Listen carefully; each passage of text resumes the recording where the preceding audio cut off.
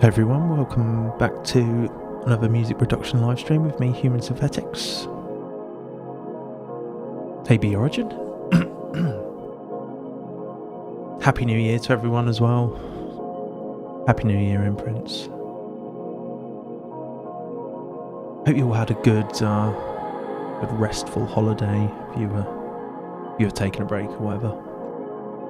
Yeah, Happy New Year, Sparky Objects. I've had a bit of a cold this week, so my voice might give out at points, but I might be like coughing and spluttering, but I was excited to get back. I've been looking forward to this evening, looking forward to getting cracking in 2025. I'm sure you all are too.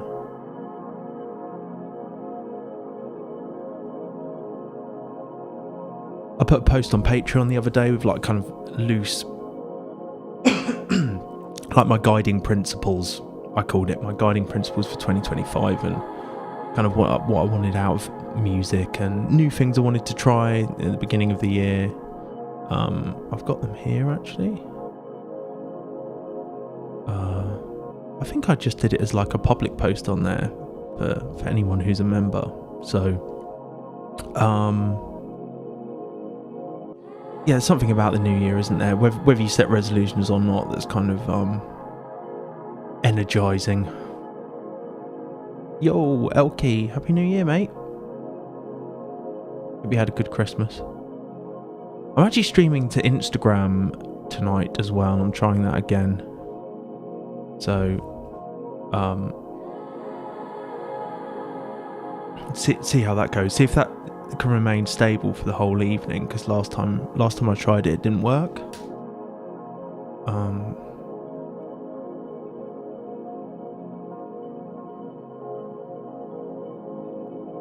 Kind of feel like with my live streams I like to maximize, I like to really squeeze the juice from them, so because it is I have time is at a premium always, and like editing live streams or editing video footage. Talking of which, I need to record this. Okay, I've set it recording now. But like time is always at a premium, so like to get the most mileage out of a live stream is something I'm really keen to do, always. And now, it's easier than ever to just multi-stream everywhere on various different platforms if you can do it.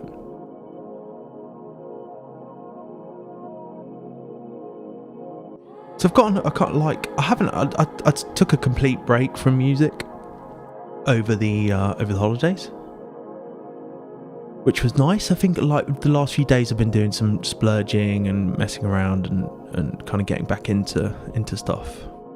And that's kind of what I want to do this evening. Like one thing I'm quite keen on exploring this year, or now anyway, is when I'm not making tunes or working on tunes, I spend a lot of time just making presets and doing sound design sessions and messing around with stuff, chopping breaks or sampling stuff, really. And I find that it can actually be really worthwhile to like switch your process up and just do that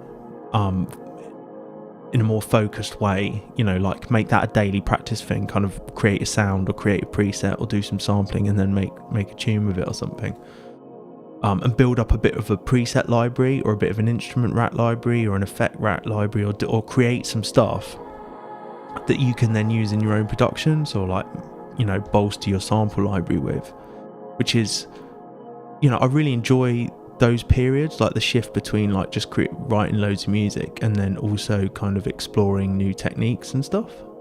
New Future World Machines, New Year. So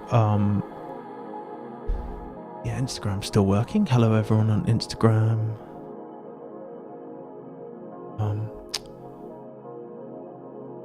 I was like, should I do it to Instagram? Because I was actually really nervous, because I've got lots of friends on there and lots of personal friends, and it always feels quite exposing. Doing on YouTube, it feels a bit more like it's just been built up around my music content rather than me as a person. But where do you draw the line, I suppose? So yeah, so kind of having these like splitting, like the really creative writing times up, and then making tools, exploring new techniques, switching your process up, trying new ways of writing, not necessarily trying to write any music at all, or I find these are kind of accompanied by listening to lots of new music as well. Actually, it just seems to have a natural ebb and flow, like the creative process like that for me, that I'll get really into like sampling or sound design stuff, or exploring new synths or new techniques, and then it'll feel like I'm not doing anything, and then it'll kind of come together in my music practice. And I'd say it's a good way of working if you haven't explored it yet. Yeah, imprints, absolutely. It's good to. One thing I love to do is just focus on one tool, and that can be really rewarding. So I think this evening I might do some sound design. I'm going to try it. I get slightly cagey and worried whenever I make plans to do stuff on a live stream, because it never works out. Output Portal plugin, yeah. What new plugin? Did anyone get any good plugins for Christmas? I haven't got anything. I've got loads of stuff that I've yet to do stuff with. I've got the new Air Windows Consolidated.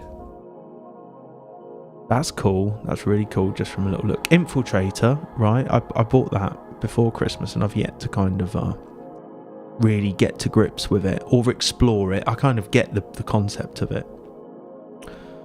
The Paul X Stretch plugin, which is really cool. I'm sure a lot of you know about that one. I'm quite keen to explore, do some more techno, ambient techno, dub techno, acidy stuff, house stuff, like slower tempo 120, 130, along with all the other usual kind of genres and styles that I like to mess around with. But yeah, I've been listening to a lot of Priori, Martin Sturzer, kind of dub techno stuff, as well as lots of ambient stuff, Cryo Chamber, State Azure.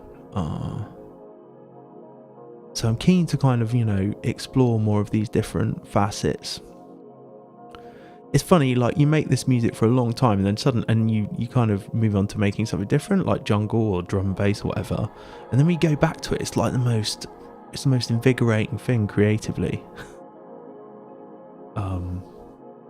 Yeah, so I kind of made a list of things that I'm sure we're all guilty of this, or we all experience this, that you've just got so much stuff that you've yet to do anything with, and it's very quick to just add new stuff. And forget you haven't even, you barely touch the surface, or you barely scrape the surface, touch the surface, whatever. You barely explored half the stuff in your library. So I think the thing I want to make tonight, I want to do some arps and sequences and some dub techno stabby stuff with delays and things like that. L-Key. I've been picking up some M4L, Max for Live devices, Dylan Baston stuff. Yeah, big. I love Dylan Baston stuff. Four stuff. Cloudy by GK.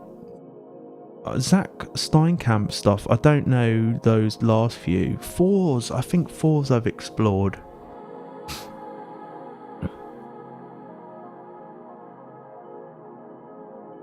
Stephen. Yeah, that's great. Dub techno. So I really, there was one dub element, thanks.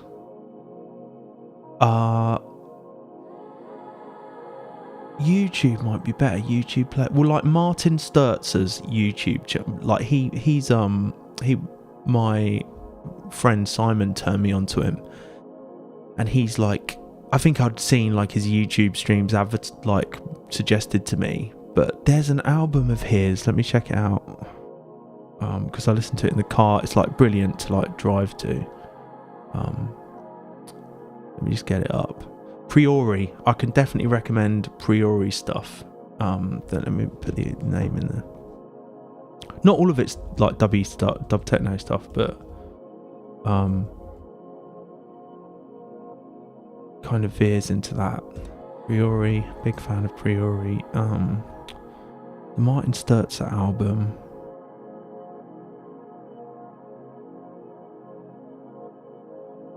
It's called Phase Transform. And yeah, he's got a great YouTube channel as well. I'm just putting it in the chat now. Sturzer. Really enjoyed that album. Some of his stuff's like much more ambient and like synthwave, I guess you'd call it. There is an umlaut over the U. Yeah.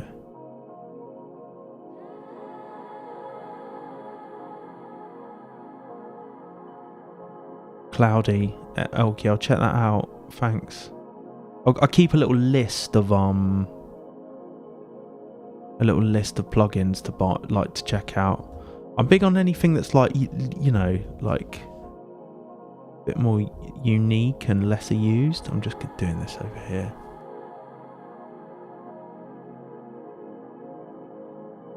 Cloudy.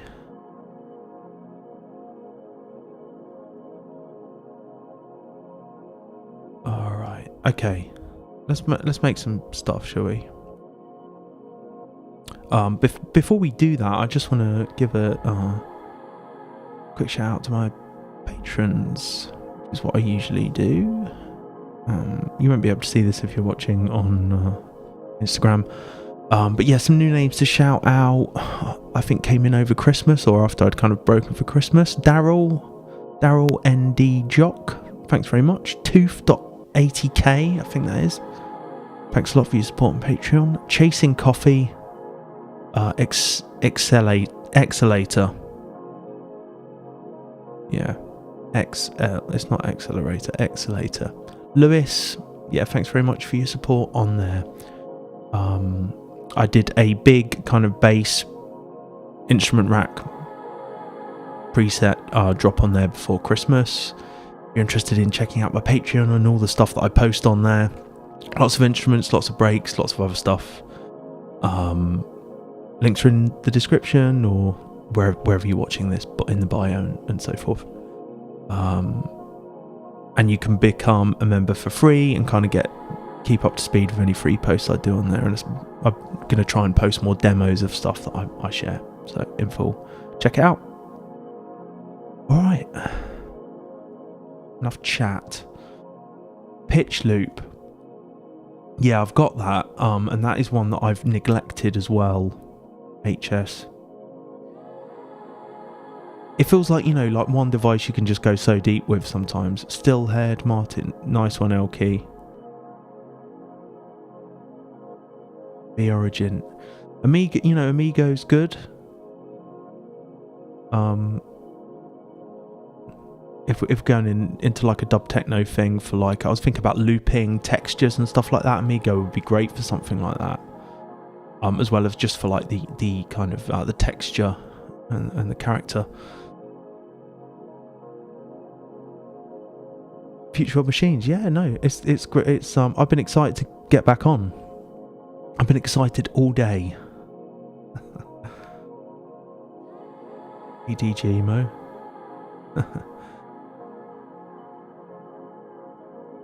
Yeah, great to see so many people.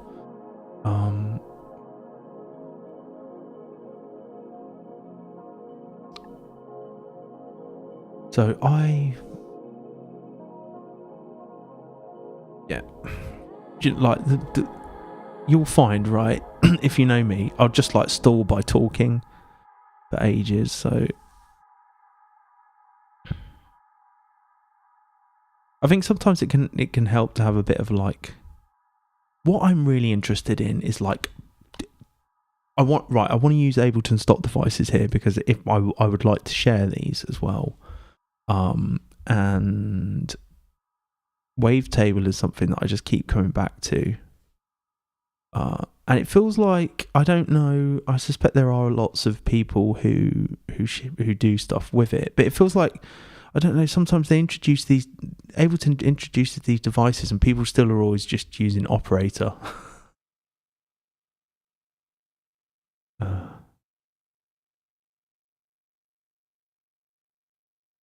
Derek. This isn't my day job. No, not at the moment. It contributes significantly to my life though, doing the whole creative thing. Particularly on Patreon. And I set Patreon up as like a way, I think, just to share stuff, and so I wanted it to be like really affordable and accessible if people wanted to grab things on there, and to leverage kind of like numbers rather than amount. And so that's actually like been, much more successful than I thought it would be. And I'm really grateful to everyone who supports me on there. But like so it does really help me day to day doing this, and it's worth me continuing it, as well as I love it, and I just love sharing music and stuff. But so my day job, I actually work in fundraising. I work in music. I work fundraising for a music ensemble. So I'm around music all the time, really. It's kind of my life. Yeah. Monolake is the Ableton guy. Monolake is what's his name? He's German. He's great. He's a really great educator and speaker about music and ideas and stuff. He's brilliant.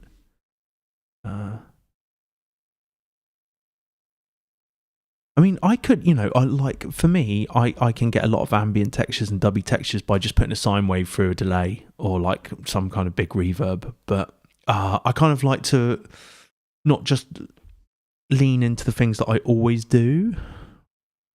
I think the key thing that when I'm creating stuff like this, is like I want it to be, I want it to be useful for people who don't necessarily know how to play chords. So I think, let me just, might take me a while to get all the levels and stuff sorted.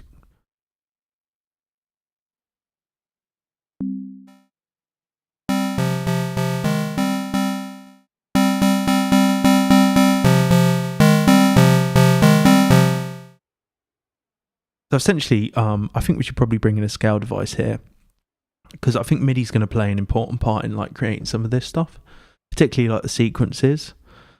So obviously we got like, I like working in F minor, and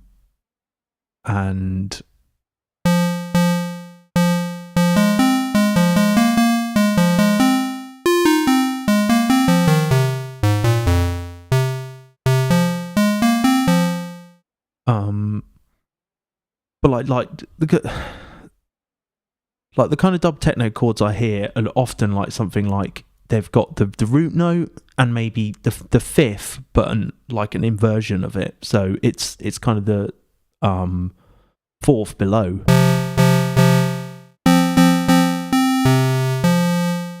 So you could go up to the fifth, which chromatically is 7 steps above the tonic, whichever that is. Let's say we're going to work in F here.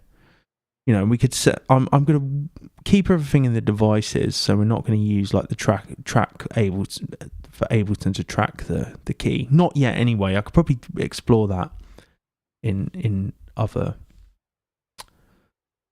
sessions. So I think I'm just going to go for minor, F minor. Nice and easy. You could probably put some filtering on that, and you'd be like well on your way. Really.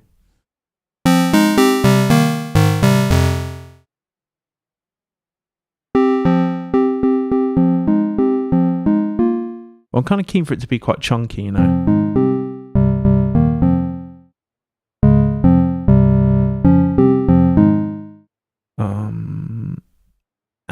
to modulate and change a lot. I don't want it to be like static. I want it to be evolving. I want, like, the thing with creating stuff like this is it's like subtle changes over a long period of time. It's hypnotic, isn't it? It's hypnotic. It's drone-like. So we just got we got the fifth above there, but let's drop it below. That kind of sounds good above, doesn't it? Really, we could bring in the minor third, but a lot locks it quite a lot in like an emotion. Like, I guess I always think of like more sad melodies with minor thirds than major thirds. I think that would be kind of true across like most of the Western world. I've got an octave above there. Okay, I'm gonna like introduce some big into wavetable. I've kind of got more used to it over time. Chat is full throttle. Yeah, cheers, Derek. It is a really good day job. I do really enjoy it, and it informs everything else. You know, it's great to be around music all the time. Robert Henk, thank you, HSIK, HSIK. Gurgly, am I pronouncing that right? I do actually do one-to-ones via Patreon. Yes, I do. I have been doing those for a long time now, actually, for probably the last 2.5-3 years. So yeah, I definitely do one-to-ones. I love taking one cycle of an art, throwing a big reverb on, and using the tail as a pad ambient texture. Learned that one from Groovin' a G. That's a great one. Dirty bass sounds probably coming up at some point, Endel. I use DJ emote follow actions all the time, yeah, particularly with breaks and stuff. I'd probably do it with some drum patterns as well. I sometimes do it with like generative MIDI stuff. There we go.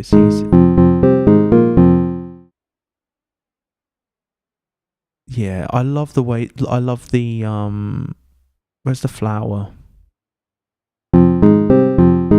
So I want like a filter, like a filter envelope on this. So you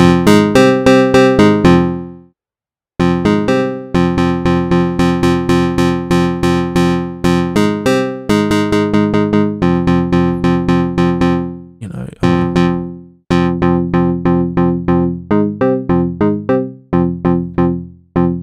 and I probably put the delay up a bit. Sorry, the the release.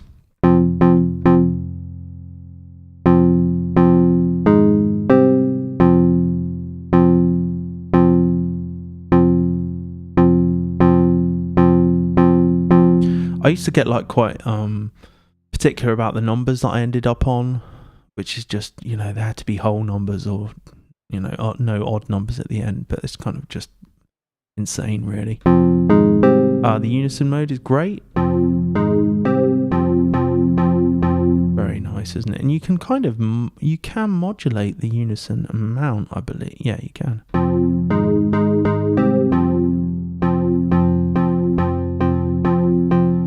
Which is pretty cool, isn't it?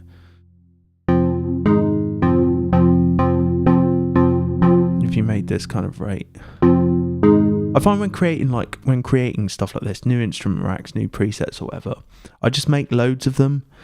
I make loads and loads, and then I just chuck them all in a set and kind of play back through them like a few months down the line and just tweak them a bit more and stuff. And pick my favourites or the ones that have worked better than others. They're really just experiments, you know.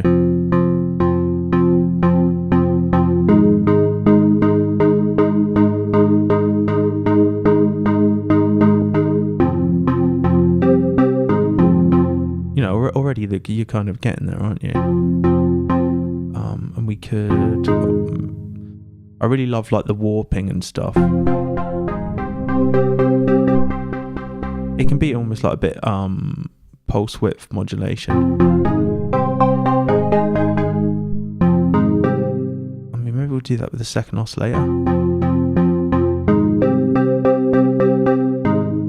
Let's go here.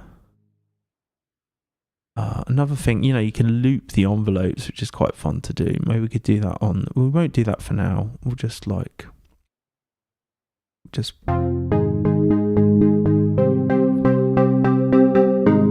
nice.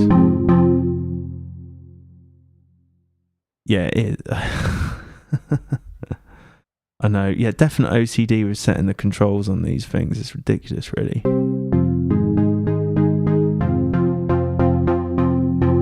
can also like modulate the filter.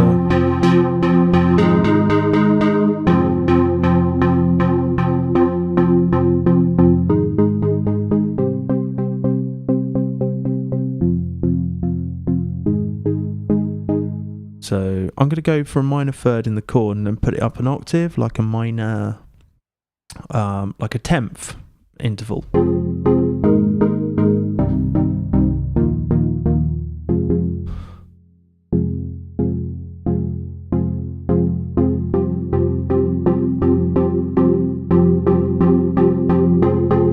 What I was getting good results with, I'm going to kind of create different like chord voicings, and then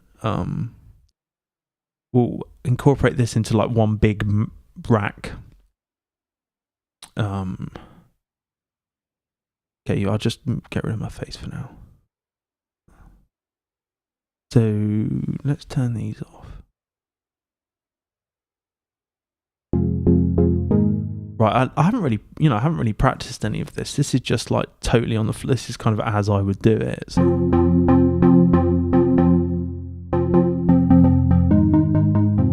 Yeah, have like really simple voicing here maybe. And then in fact let's so a quick way to do this is how many we got 7, right? So it's going to be 0 to 6. Okay, and then you can right click distribute ranges evenly. Then we'll need to set in our mapping controls, we'll need to set that to be like 0 to 6. Okay. Yeah, 0 to 6. And that means we can kind of like scroll through the different chord voicings. Of course, you could change, you could map the intervals and stuff, but I think that's a bit too, there's too much choice then. It's too much choice. Like when you're mapping macro stuff, like it feels to me like you want to go for the stuff that's going to affect the sound the most when you're changing it. We'll go up to 1.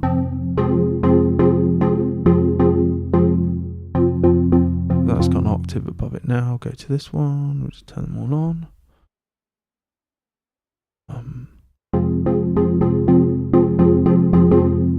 Maybe we could put a third up.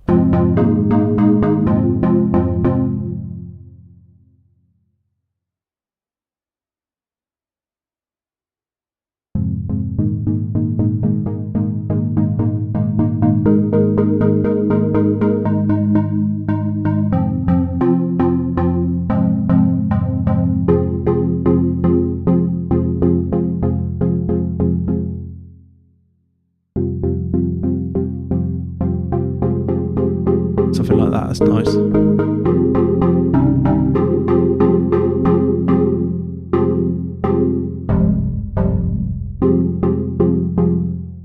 You go in.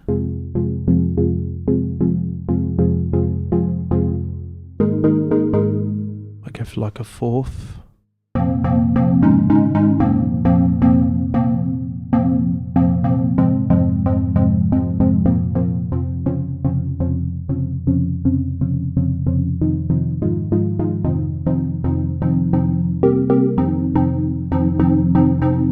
Like a major 7th sound, maybe even add and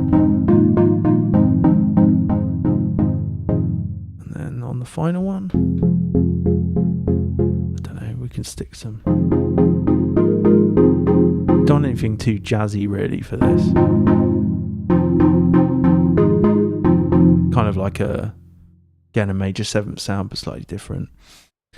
Okay, and it, like I kind of see like creating stuff like this a bit like when you're sketching tunes out. Like there's no right way to do anything. It's kind of all just experimentation, and then you can review it later on,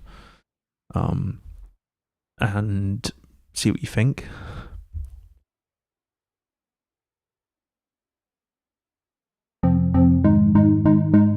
So like if I was going to be making a techno tune or any kind of W tune, I'd be using the sends really, but we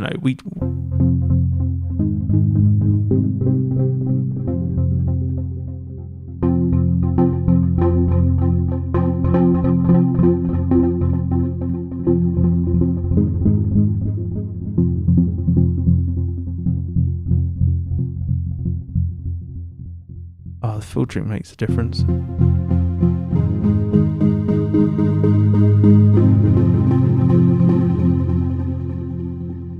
So I'll probably have like a drum pattern of some sort to get some context. I'm not going to use the sends. I'm going to use like things in a chain because I want it to be like a self-contained rack.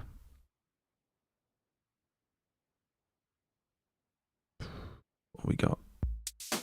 Something like this would be fine. I think this is a Gold Baby thing.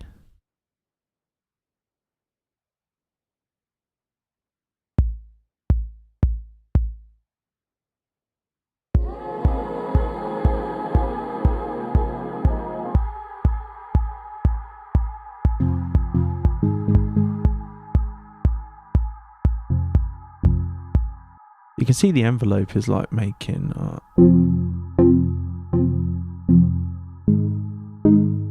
I'm just doing like short little stabs here.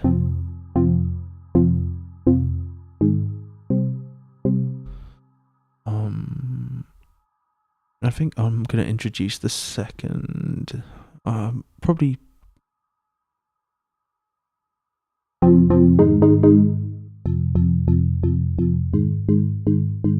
Do you know what would be really good is if you could change the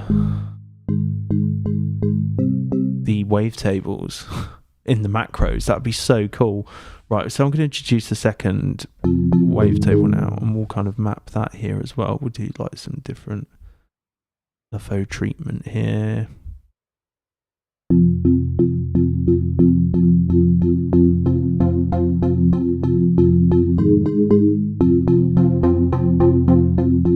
Slower than that.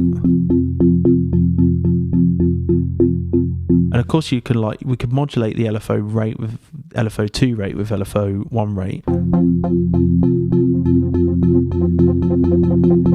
It's probably cool for like more crazy sounds. So what I really love to, I'm going to group these now, right? What I really love to map is the time and the amount on wavetable. I feel like you get your biggest bang for your buck with these ones.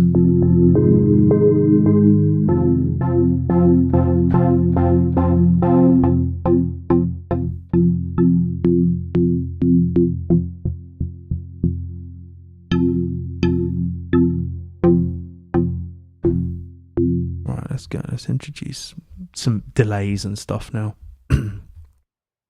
I always like to kind of like start from first principles, so keep it tight and small and not too many devices, and you can always just add stuff and like I feel like I'll actually kind of create this as like a little return chain. We'll have like a dry chain and then like echoes and stuff, different echoes.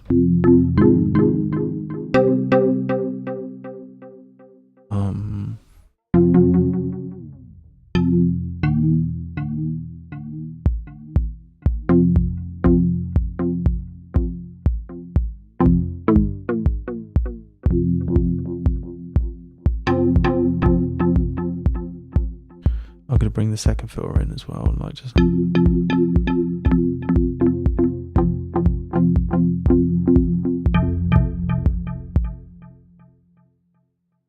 draw some MIDI notes in on F. Just give us it's easier than me like constantly playing on the keyboard. I'm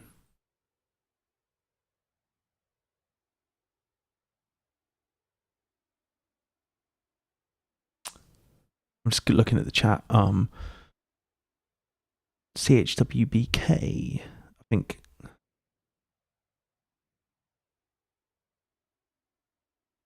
What kind of plot? I've got loads of stuff on my returns actually. I've got too much stuff now, I think. So I've got Valhalla Room, Valhalla Vintage, the new Super Plate, or it's not new, it's new to me. Echoes, couple of those, different settings, different delay times. Echo, another Echo. Echo Boy's Galaxy, which is a preset in Echo Boy that I love. I think it's just I use this all the time, quite lazily to be honest, but like if you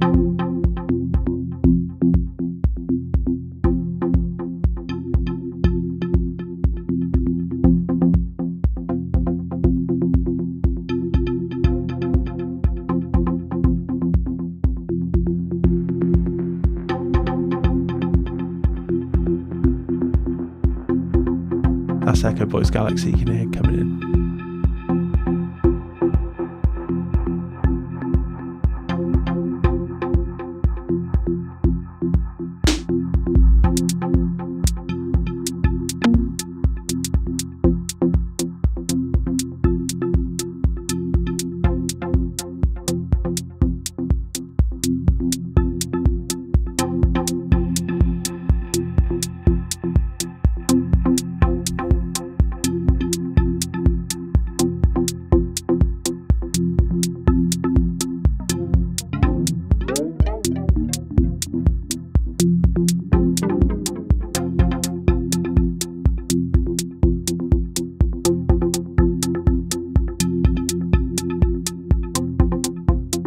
So in Echo, I like using like the modulation for the filter. That can be really cool, particularly if we like turn off sync and we can like extend it out a bit.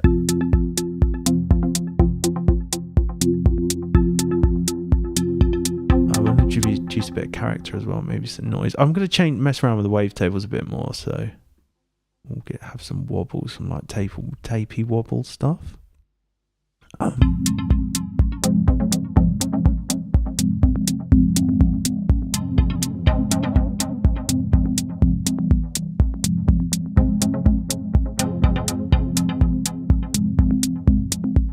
Do some ducking, it's quite cool.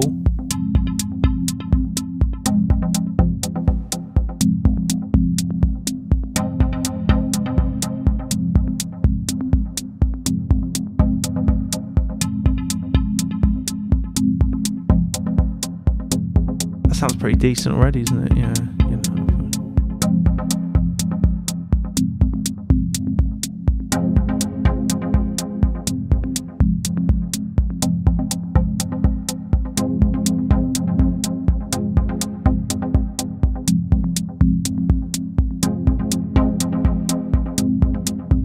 Love that. That's great.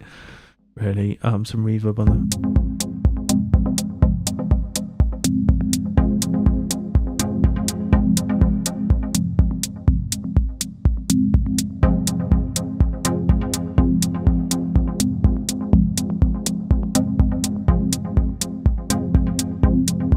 I feel like, what would you want to map in this?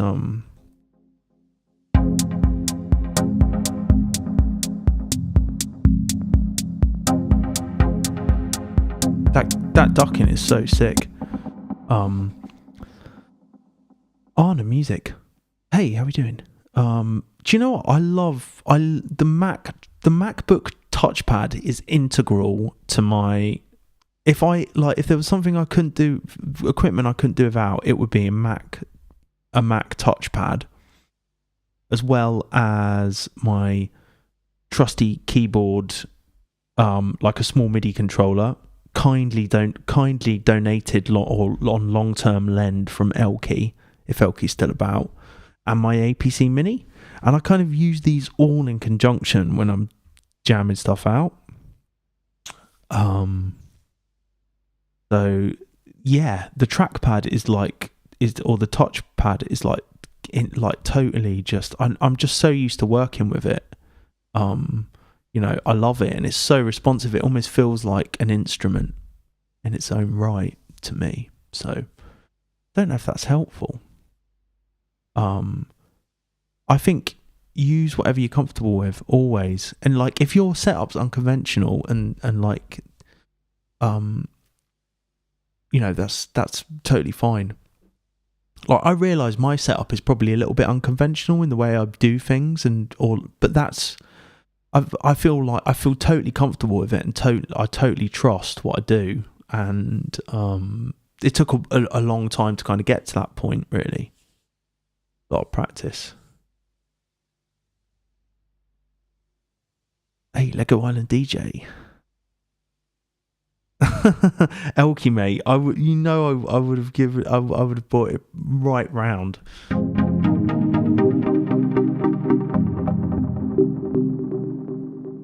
Yes, we could introduce some other notes here, can we?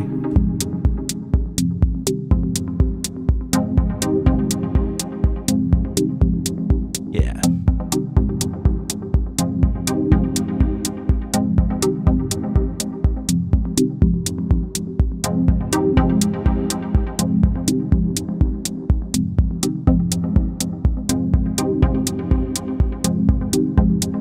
feel like that's we're well on our way there, really, aren't we? That sounds pretty dubby to me. I think like if I was gonna push this a bit more, I might be tempted to like drive the filters, or at least have that as an option. To drive them.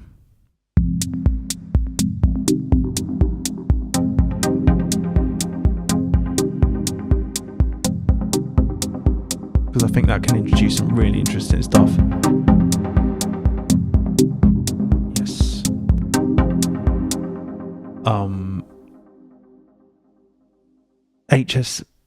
H-Sick, isn't it? It's H-Sick. That is a great recommendation. We'll add in a touch of randomness. Yeah, I reckon if we stick that there, we want to be able to control this. So sometimes my macro mappings are a mess, and this is the kind of stuff that I might tidy up, or just I'm fine with it. I'm fine with it if it's built all over the place, as long as it sounds good, really. Yeah, great suggestion there. So chance, you could, even if it's a small amount, we'll get some different chord voicings, like 5%.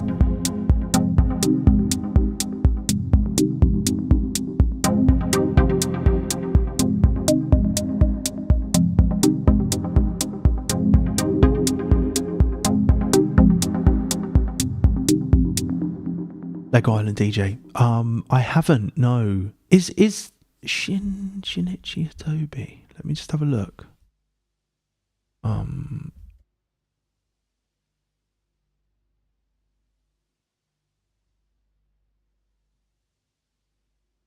I'll certainly give him a listen. What's the kind of vibe like? Save room core.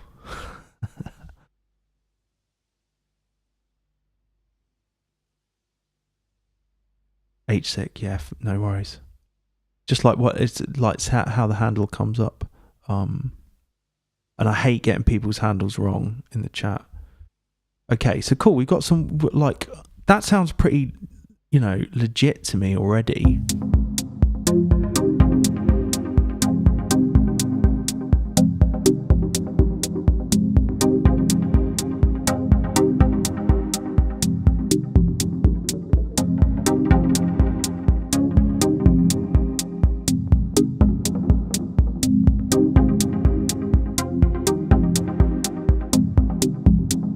Nice.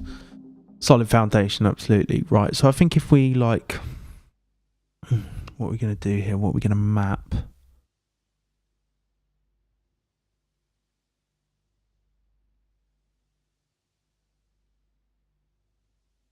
I'm just going to go for it. I'm going to not second guess myself here. Yeah, feedback would be great. Reverb would be cool. I don't want to map every single control. In driving the input can be quite cool. And then I'll tell you what we're going to put at the end of the chain here is utility. This is just going to give us our like final gain. I always map do a volume right at the end of stuff.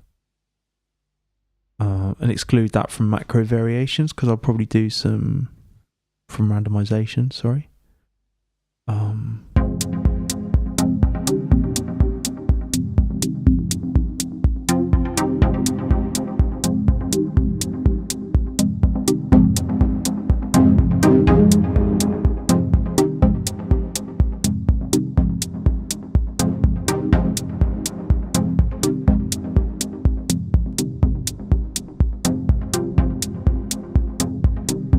Let's head back to wavetable.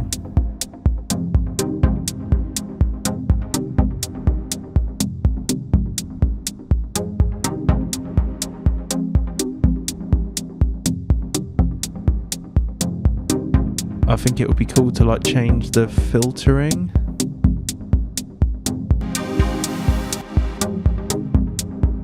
Yeah, let's do that. Why not?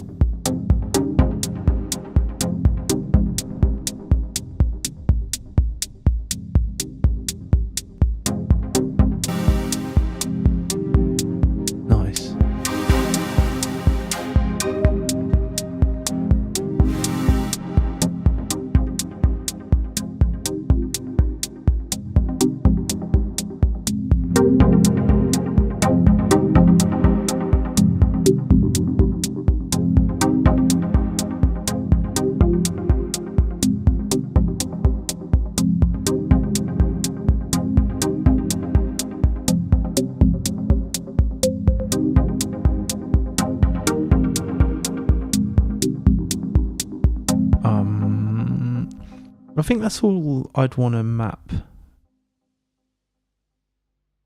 because we'll need to map these as well. Unless we have just like a separate delay thing.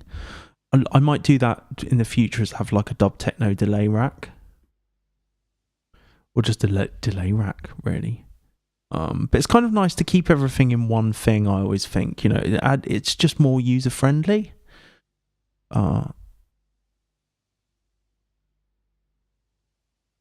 So we've got the. I'll tell you what else we need to do. Like at this point, I'd need to map this. Right, I'm not going to change this. It can just be minor key, or minor.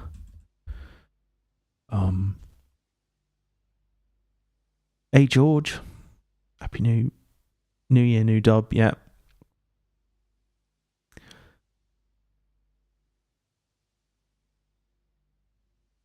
More filters, great. Yeah, I love the more filter actually. So what? Where is it? Notch filtering is pretty cool as well.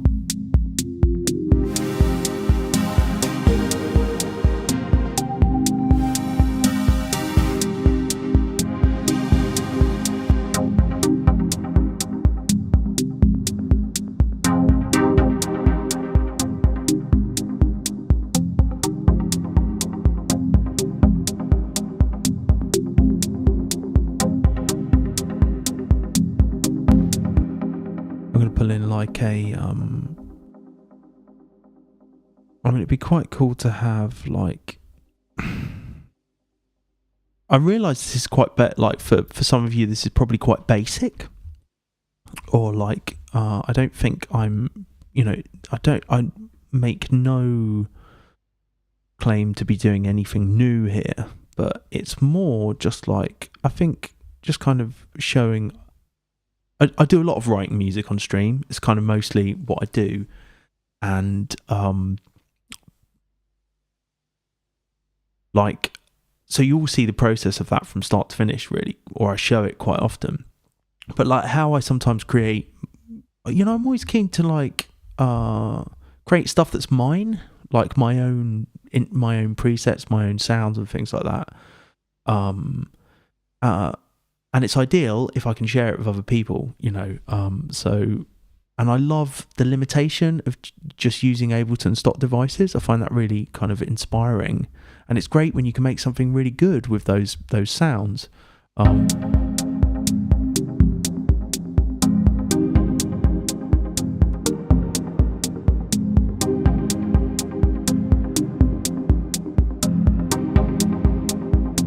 going to pull the chain volume down on this one.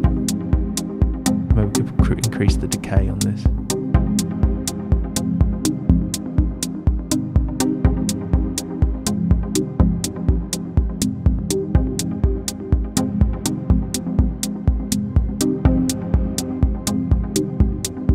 Something big.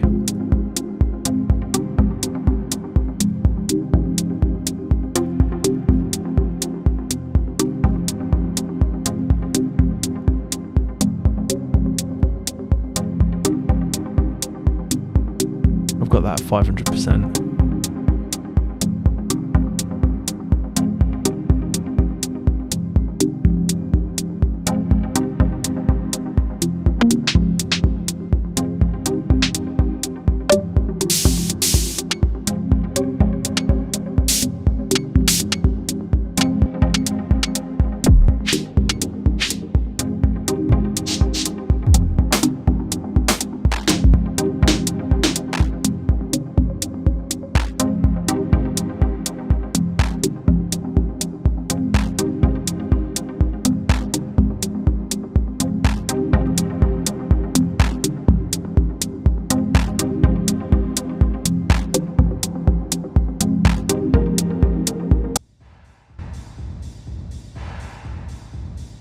Outside the club. I love this super plate. It's awesome. I'm just doing this for you.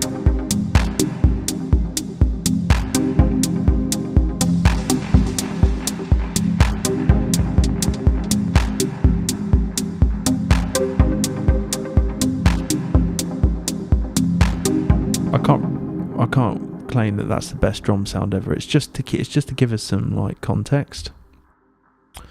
So I feel like this reverb. Let's jump into here, like warm hall.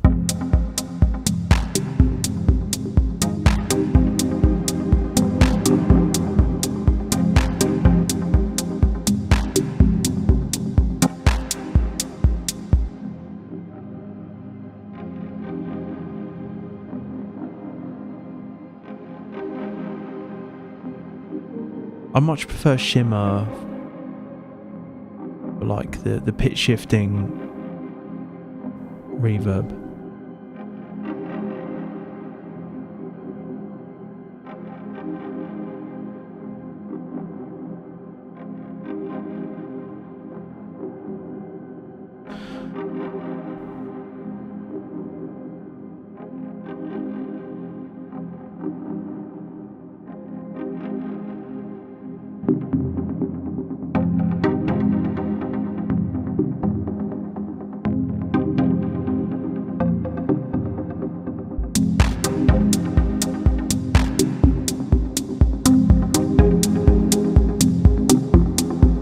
Yeah, definitely a weird ass clap, like broken or something.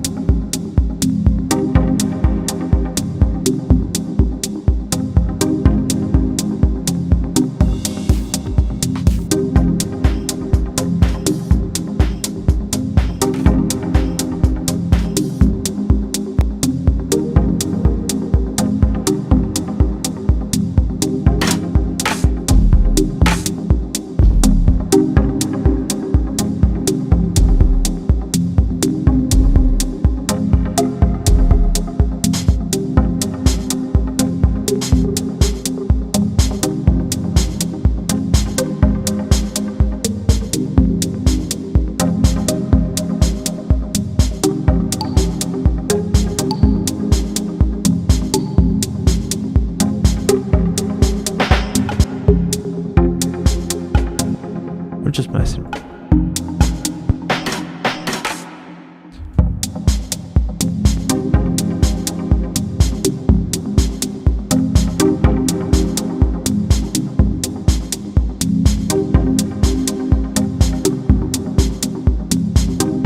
I think that's pretty good. Let's okay.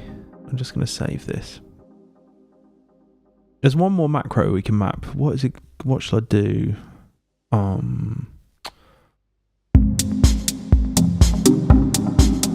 It's a real shame you can't like map the unison here and stuff. We could do the resonance on here. This is a mess, this macro mapping, but that's okay because I create just, the sheer number of these that we will create. We can just choose the ones that we really like, and we can always mess around with the macro mapping further to tidy up. But sometimes it's good when things don't make sense. So we'll call this like dub techno stab rack, echo rack, yeah, dub techno stab echo rack. And I like to put the date on 25/01/08. Nice. And now we can create some. I'm going to do some macro variations.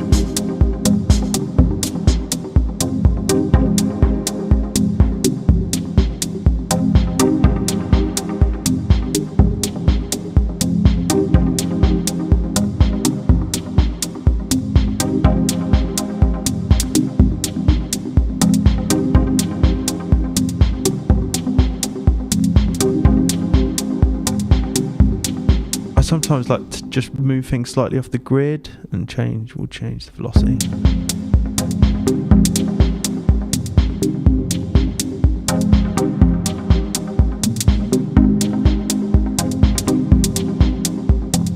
Just like type it in.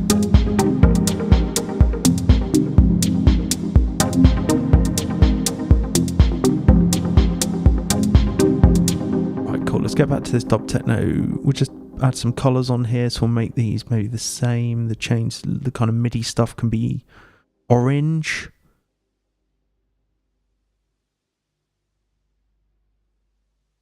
Just leave it like that for now. Make the filter stuff red.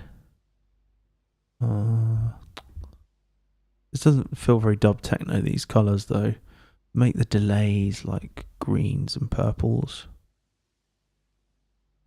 Purples. This again is red. We'll go for like a softer brick red colour here, or whatever this is.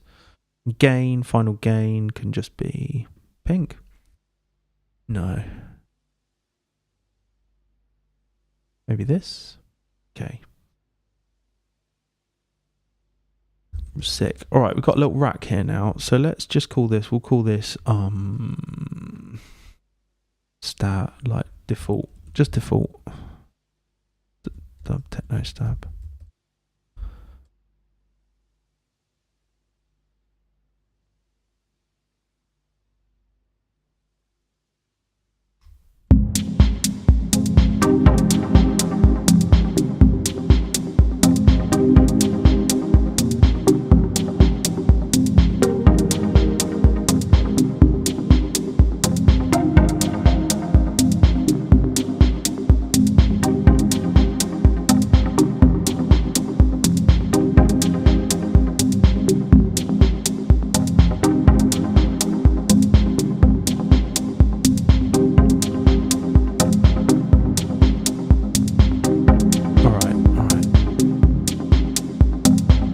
So like I'm kind of looking at the like output volume too.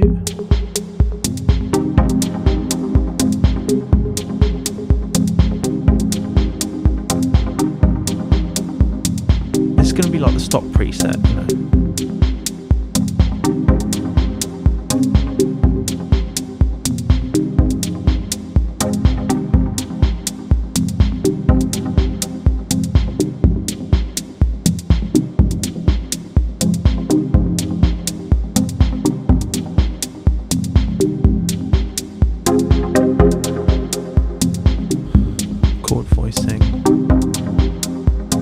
I think when you're naming macros, you want to like name them for the version of yourself in the future that won't remember what you were doing. So, yeah. I always put dB at the end, just like for volume, as a bit of a stylistic thing. But chord voicing, so like you know, embellishment chants. It'll be like, no, like, chance is fine.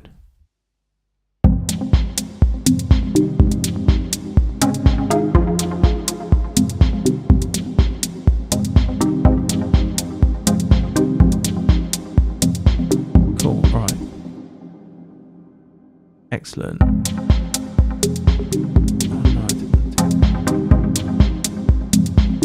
Cool, so I'm just adding that as a macro snapshot now. Dub techno stab, sweet. We've got like our first preset, and then we can move to variation 2. And I've right clicked on dB, exclude macro from randomization. It might be worth doing the same for chants as well, and potentially for feedback. Oh, sorry, randomization. Also the input gain. Maybe the reverb level, filter drive, potentially, but I think everything else we can kind of leave, you know, subject to randomization when we click the randomization button. Okay, and we'll just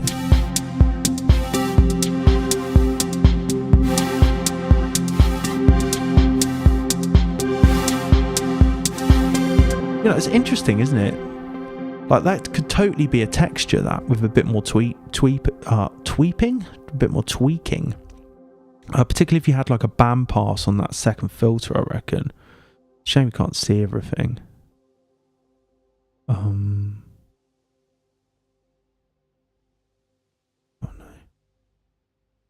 Filter type 2.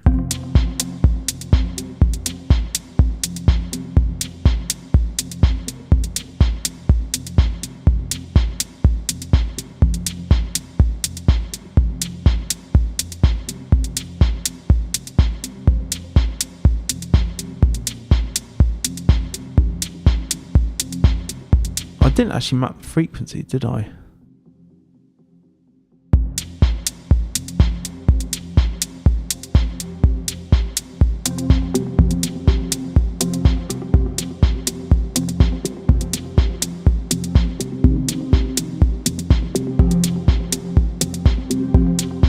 Nice.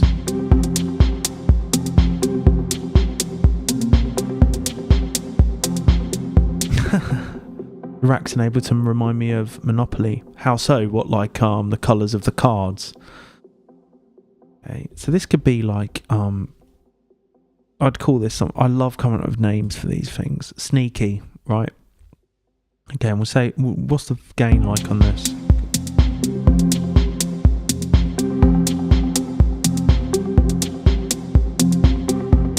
Cool. Great, now on to variation 3. Just randomise that.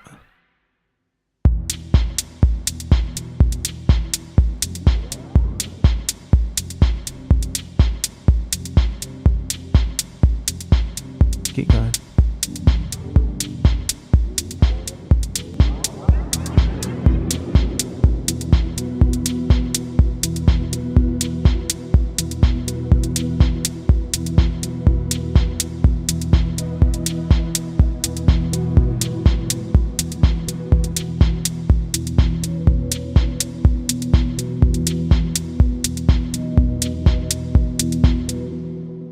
On that sneaky one, right? I don't want this to be. I don't want it to change key. I'm going to exclude Mac. I want it to all be an F. Yeah.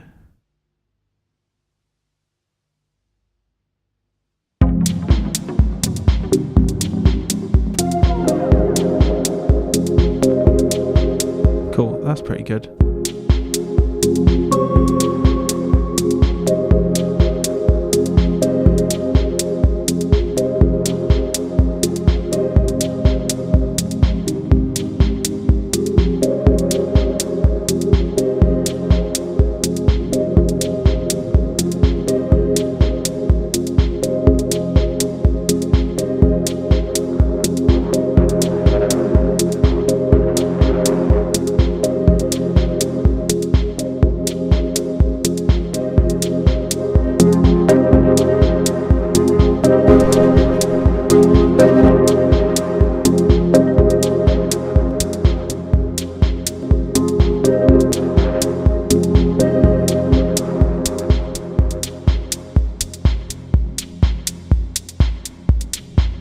I was a bit of a klutz not mapping the filter.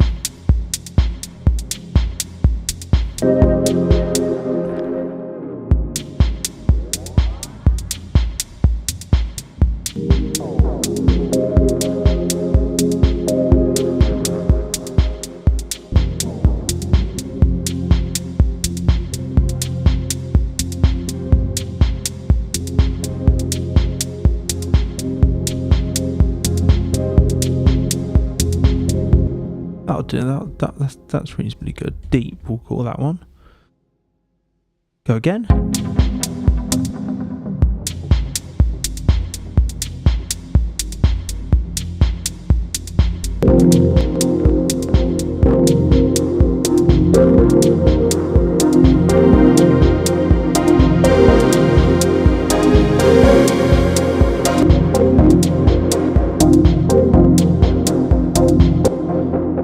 Resonance really high.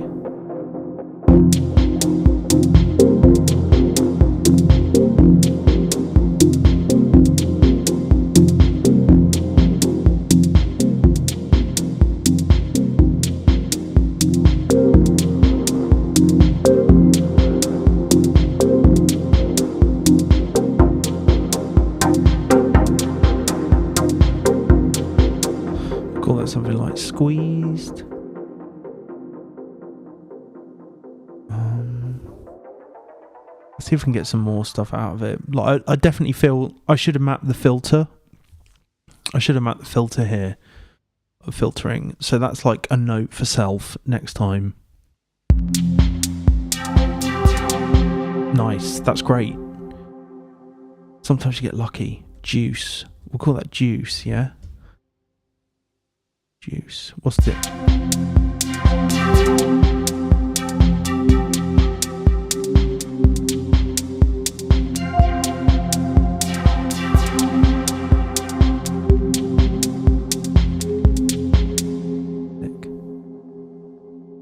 Cool, okay. And it gives you a little star if you haven't saved it, so it's quite easy to...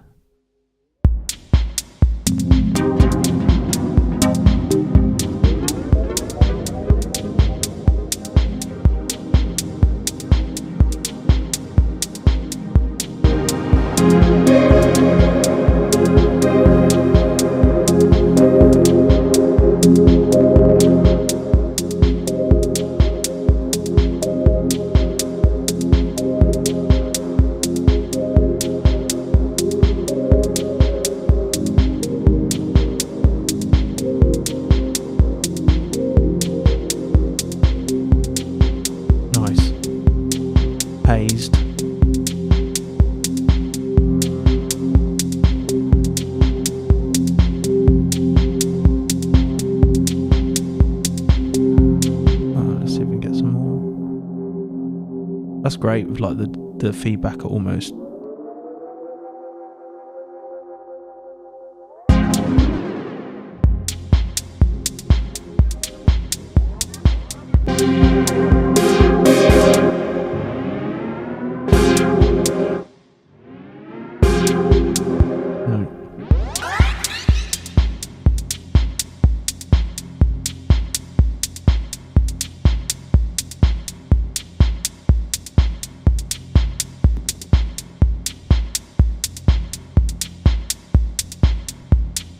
Yeah, stuff is just like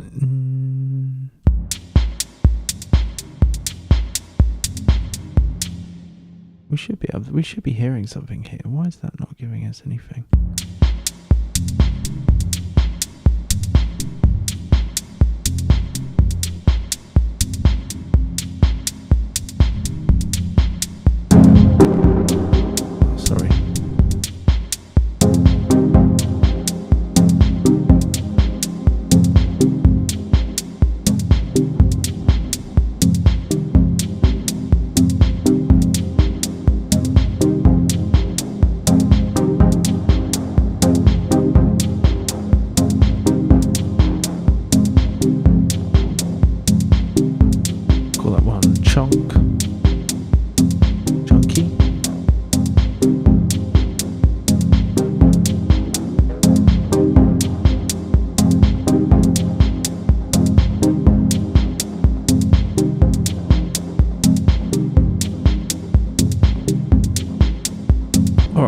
That's like kind of a rack, isn't it? There's certainly something.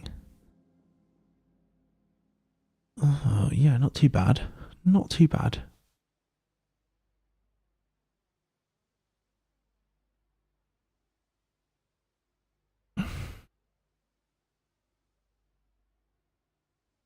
Vector delay. Yeah, that's Dylan Baston, isn't it?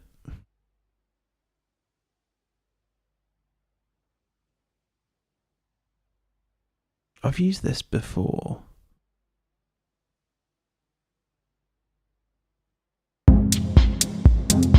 Any presets you can recommend?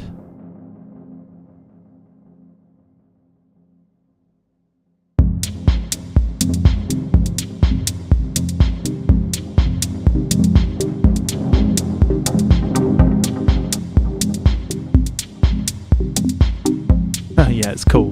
I've used this before. I think like I used this on like a release. It was on like some crazy weird effects and stuff that I made in the background. I just kind of modulated it and messed around and recorded it with a sine wave or something like that, I think it was.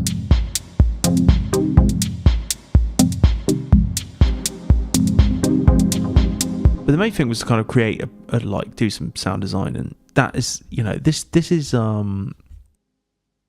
is what I would do when I get up on a Saturday or something and I've got a free morning, I'll often just spend a couple of hours messing around with making a preset of some sort, making some crazy effect rack.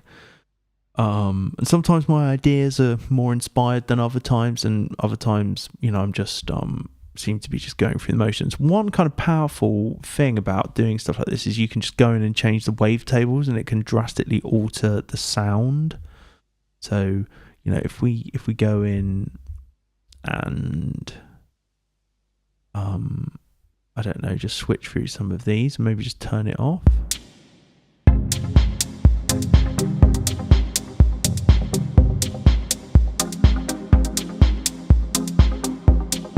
No sub as well.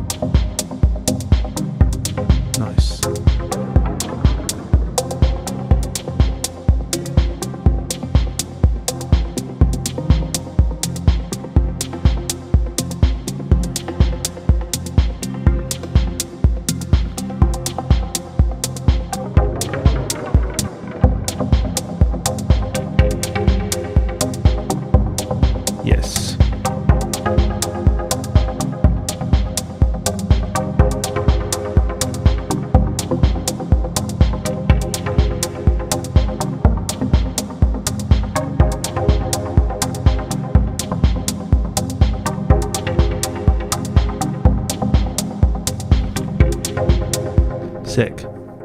So that's just like, just changing the wavetables will happen. Like you can just create various different versions of this. So we could change it again in here. You could even group them all and just like scroll through a selection of them.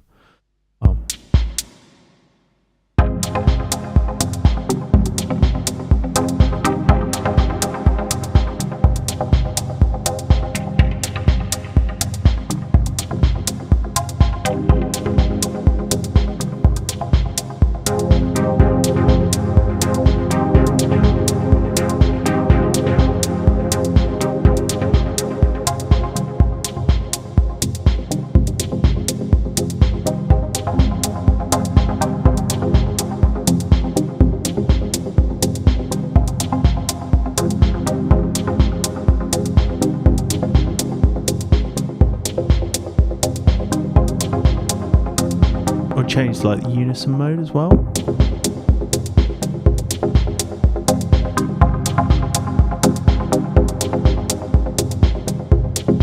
And like when I go back and listen, like just chuck these in a set, I'll have a better context then.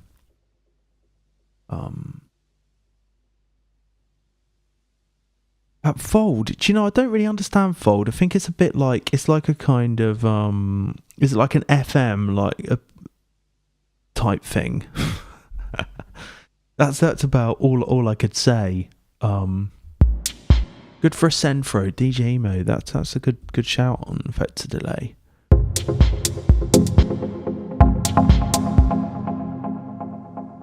There we got like all these.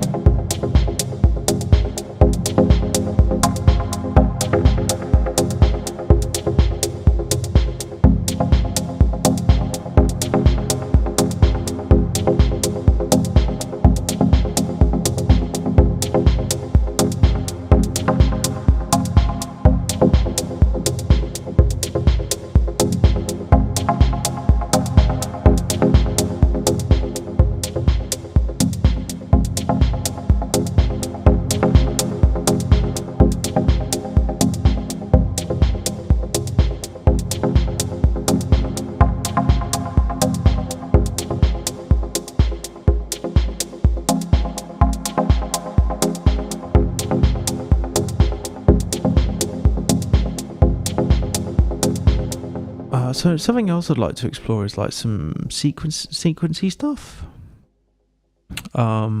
Maybe just using I don't know. We could do wavetable again, couldn't we? I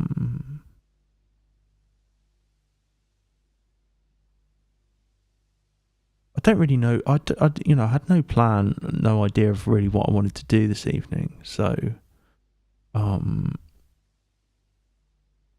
I like creating stuff that's just like one touch. Do you know what I mean? These new like rhythmic steps and stuff are really cool, actually. But I guess everyone has these, don't they? I haven't really explored these too much. The step art was cool. This is kind of like, you want that classic kind of sequenced arpeggiated sound that isn't necessarily just an arpeggiator, but like almost like a Juno, like a Juno. What are they like?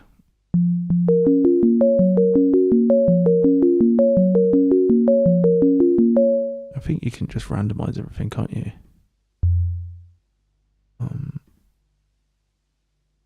I might come back to that because a bit more. I find you can lose your mind a bit over like these playing with these tools sometimes.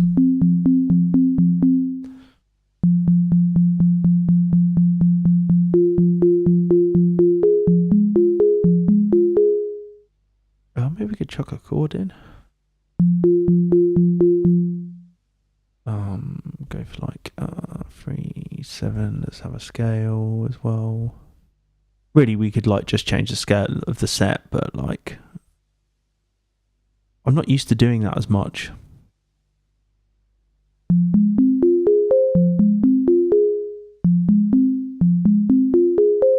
So this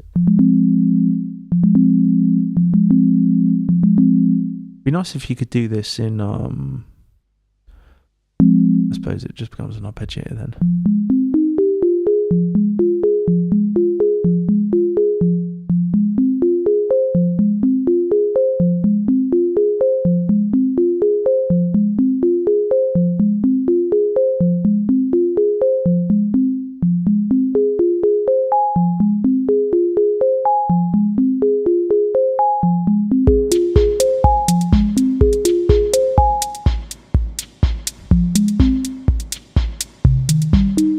This isn't necessarily for like dub techno thing. This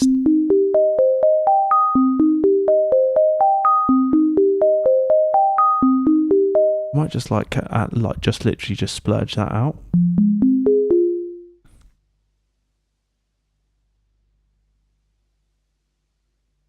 Anna, where am I from? I'm from. This is a comment on Twitch. I'm from, well, England. I live in Birmingham.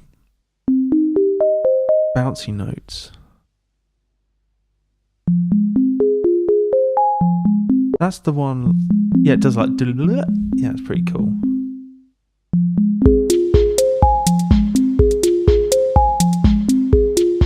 That's a bit crap, isn't it, really? But I'm thinking for stuff that's maybe a bit more, if like we dub this out a bit more. Or like for darker ambient stuff.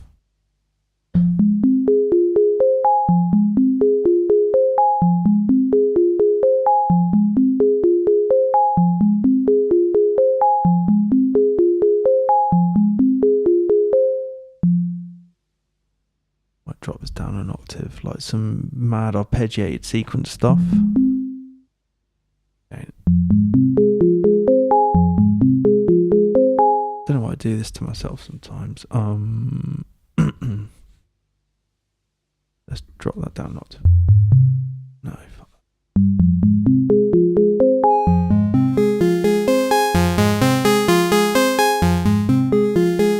So warp, kind of, it's almost like a pulse width modulation.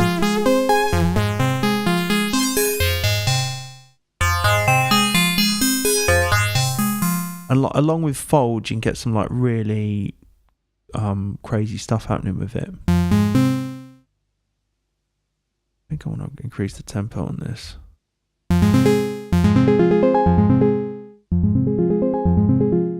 Maybe we could just add a load of chords stuff in here.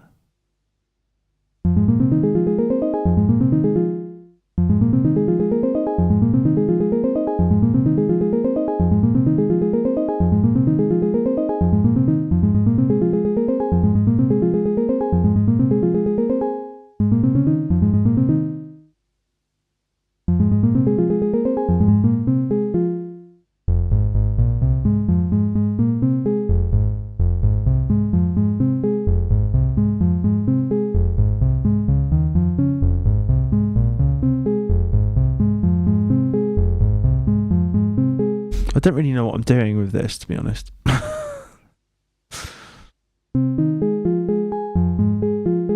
don't really know what I want from it necessarily. Like, I'm kind of thinking like, you know, like kind of like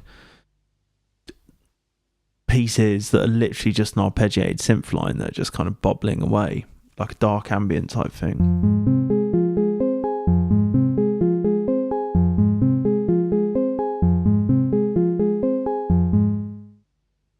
I kind of want it to evolve as well, you know what I mean?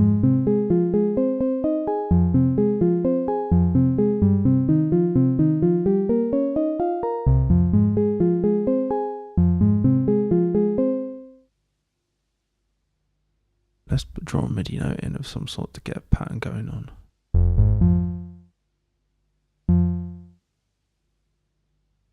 That's the whole point of doing like live streams, though, is to just kind of like,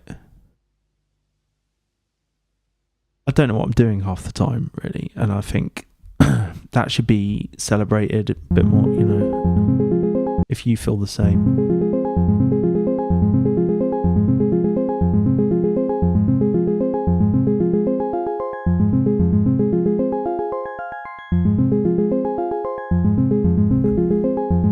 So we could, like, I reckon we could do something in the filter in here, to make the key.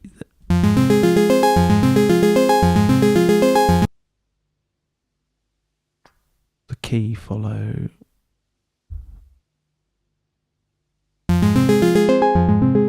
Let's just focus on the wavetables for now. Yeah.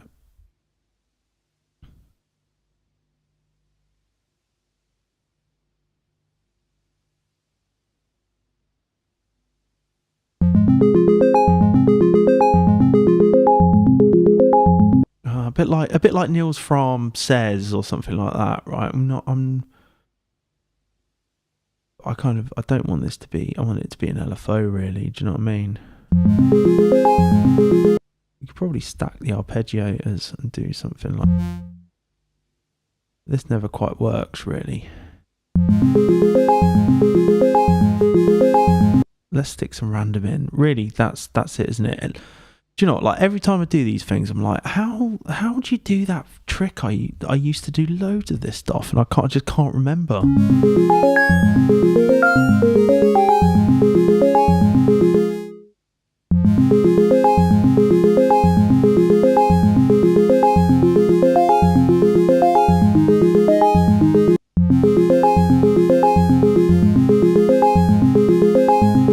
Maybe just make it go like a triplet feel.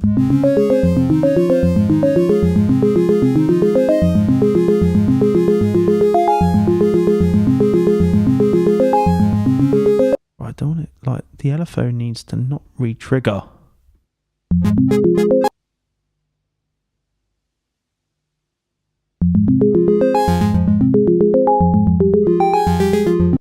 very slow.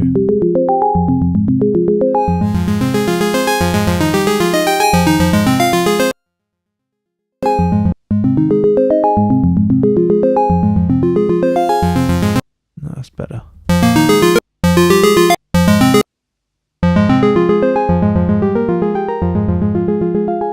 This is more like it.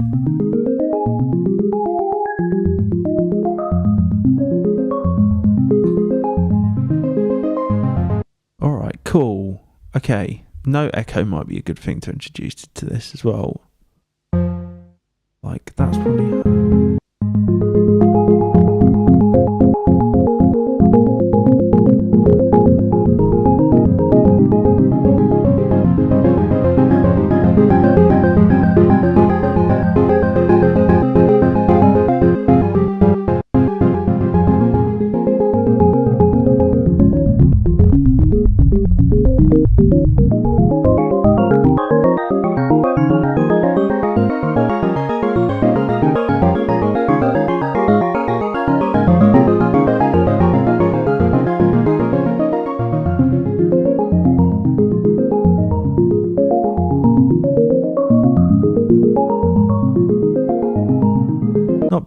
Not bad. I feel like we're probably getting somewhere here now.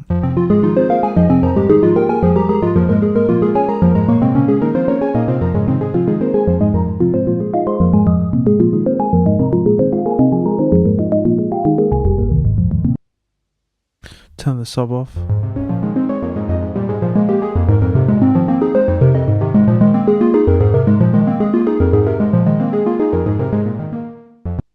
I'm going to use expression control as well. And just have the random modulating the pitch, but probably not too much.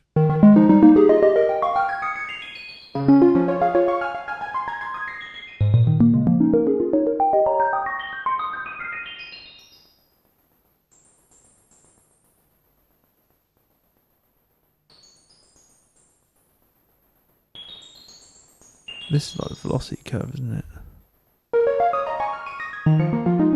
Maybe just leave that.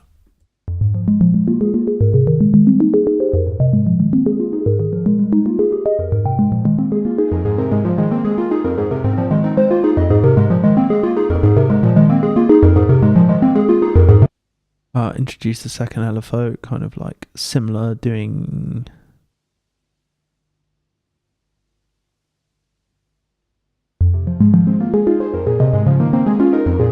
I feel like Meld would be really good for this. Actually, this probably isn't the best synth for doing stuff like this. Hey, pretend passing.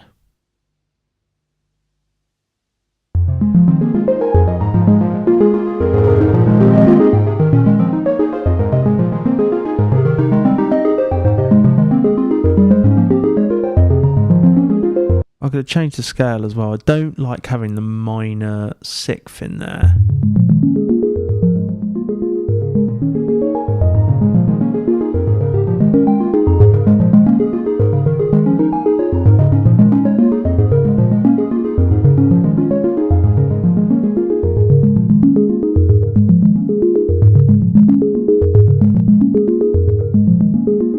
going to have bi as well. So what we could... the interesting thing you get with like is where you kind of have loops of different measures. That's where you get some cool stuff happening with arpeggiators.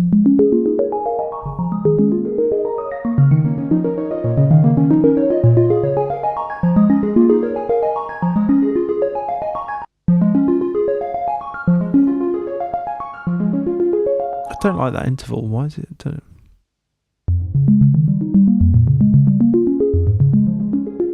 Oh god, I want it minor pentatonic. That's better.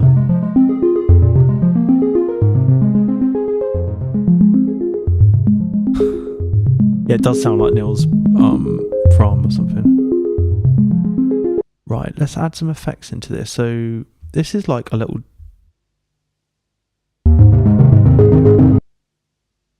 Yeah, let's put the note echo back on actually.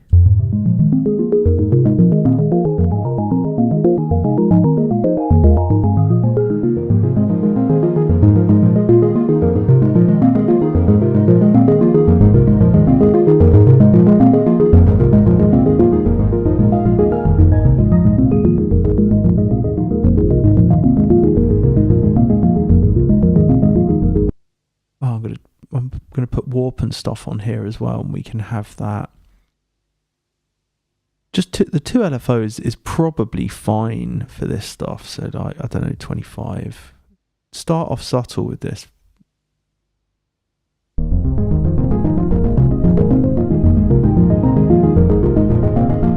Or we can like make the rates of the LFOs modulate each other. That can be quite cool. So like LFO2 rate, we'll have that, I don't know, 50. And then LFO1 rate, that can be modulated by... Did we do that right? LFO2 rate.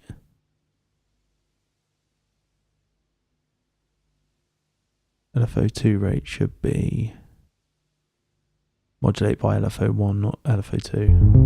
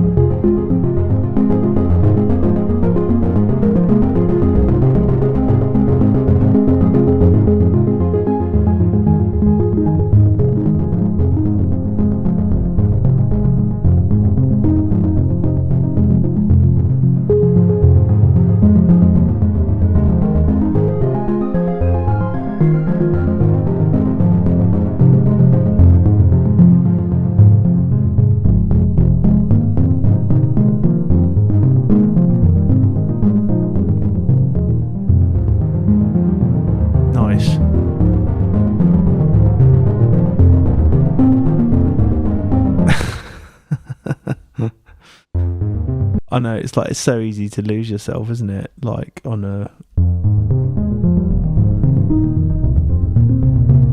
That's lovely to me. Right. I need to move on to the next step of this.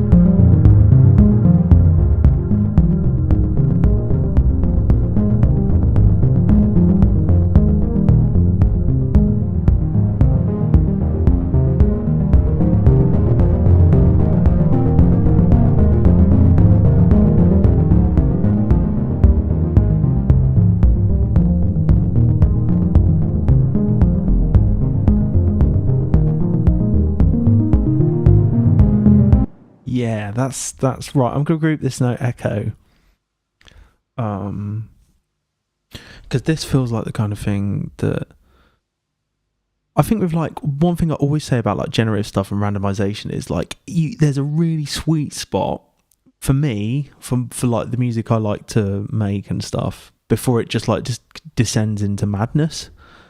And I think sometimes that's definitely great. That's really cool. But other times, you know, you want it to be doing unexpected things, but in a like subtle way. Okay, I'm gonna do these. I've gone into the chain select here, and I'm gonna like do these happening half the time. I'm gonna put an expression control in here.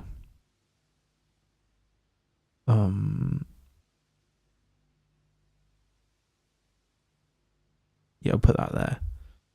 Right, I'm going to map the randomization to here. I'll just put it on the chain select. I won't bother mapping a macro. And then on these other ones, we can distribute ranges equally.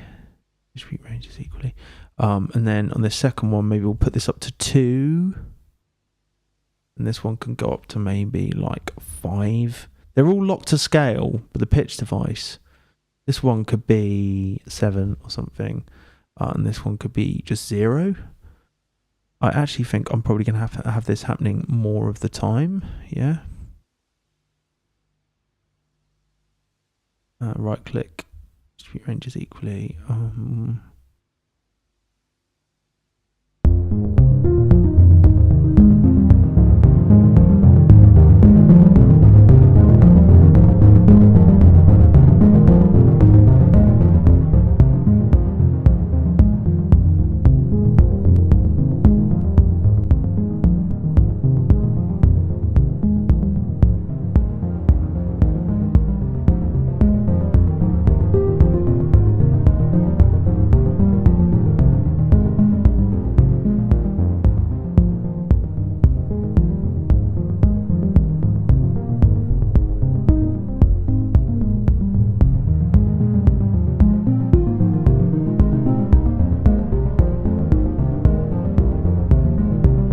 That sounds sick. Bloodsport.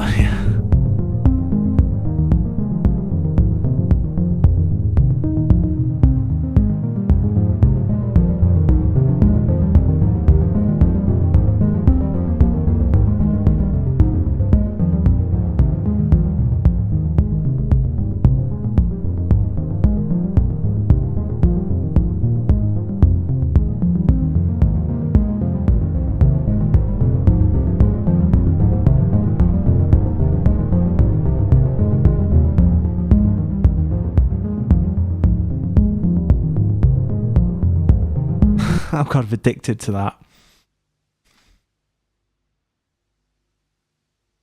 In Live 12, the randomness is more controllable with scale device and icon to put on the key. Oh.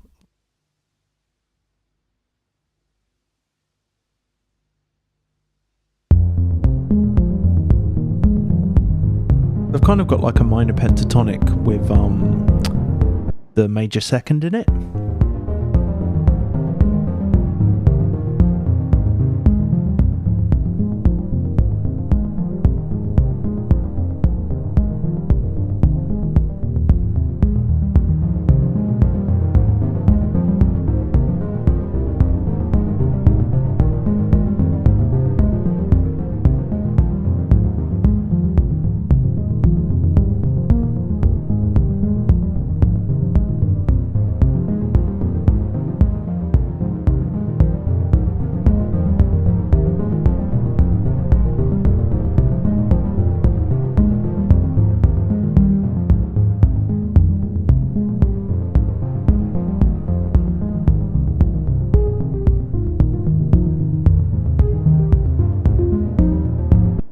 Loving this.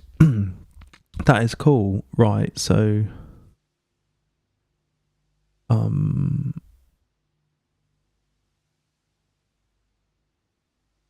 just a couple of finishing touches to this.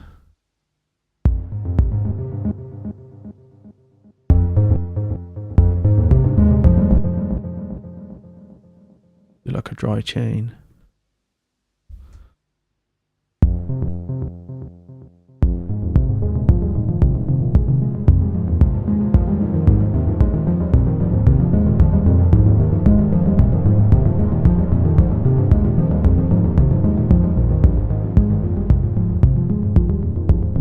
There's a nice little Ned Rush trick, right, using gate on beat repeat to like trigger big reverbs or something like that. So I'm going to put a beat repeat on here, and I am going to set it to gate mode and have the gate right down like here in the grid at 1/8, and then offset it and put it like here or something and make the chance like 20%. And I will put in a hybrid reverb.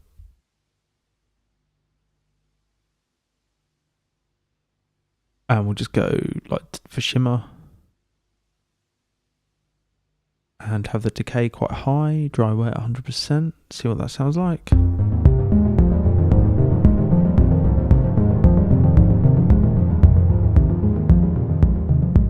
Turn on the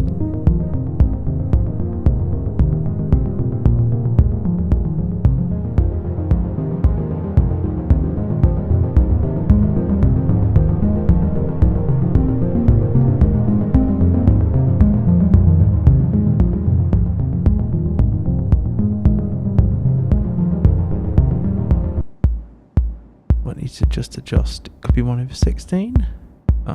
Actually it could be,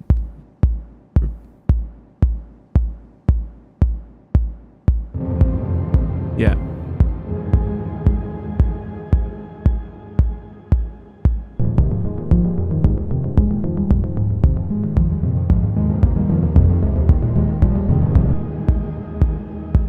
It's not as spectacular as I thought it would be.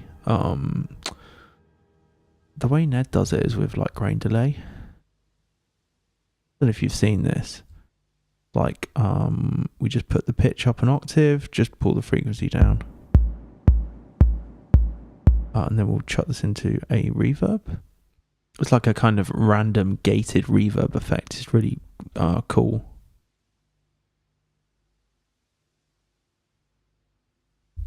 Where's reverb?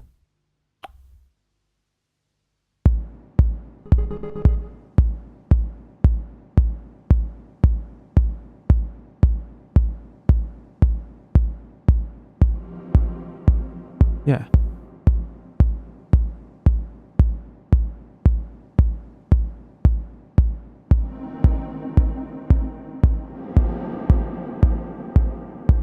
The settings need a bit of refining sometimes.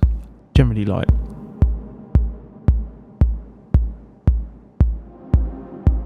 yeah, there we go.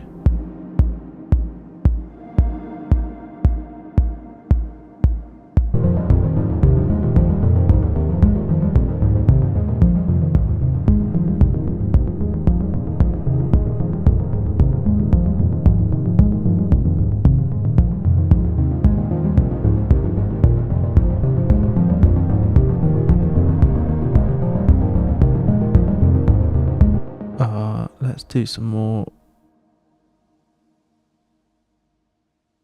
stuff here. In expression control, I'm going to map another random to maybe here. Too much, really. Probably too much. Let's put another expression control here.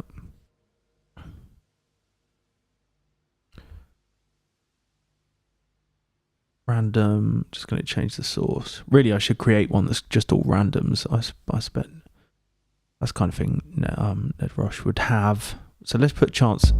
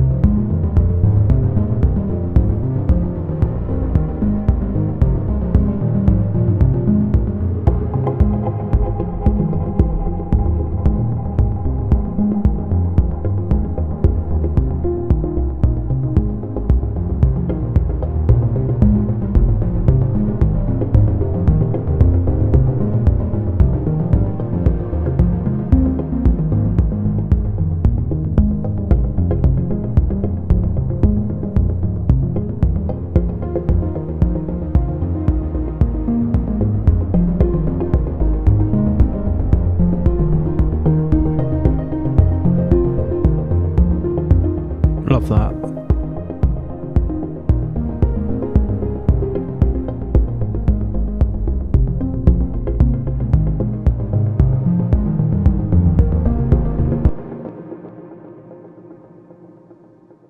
That's great. Okay. I'm gonna group all of this and make like, see if we can map some controls. Quite a big one, this. Okay. Yeah, it's a nice little trick doing that gated reverb thing. You can add in as many you can experiment with additional beat repeat gates.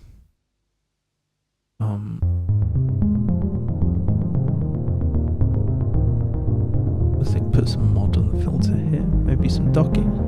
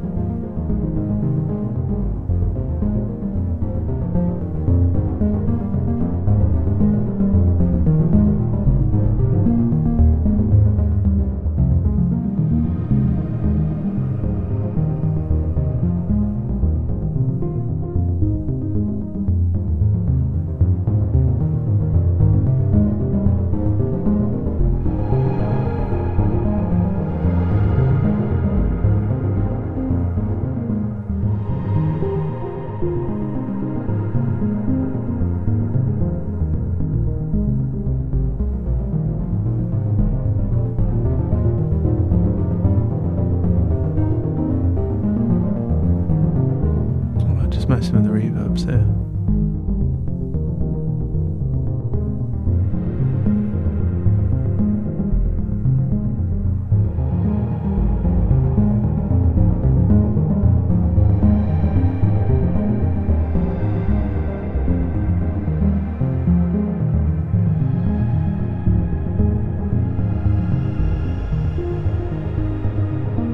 I don't like the way grain delay does that kind of weird goes up the octaves, but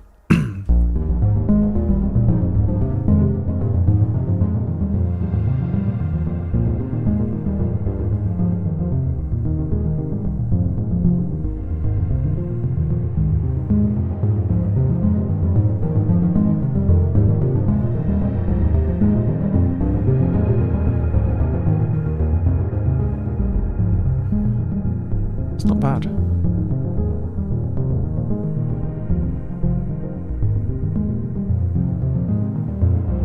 Like that. Yeah, it is, isn't it? It's just like, look, mum, no hands. I love like emotive arpeggiated sequence lines. They can be quite hard when you've just got like an arpeggiator and you feel like you just got to press lots of different notes. But this kind of combination, you strike upon these good combinations sometimes, and sometimes they're dreadful. So we could map this to macro 1, right? This is kind of our like emotion, we'll call that. So if I have that 0,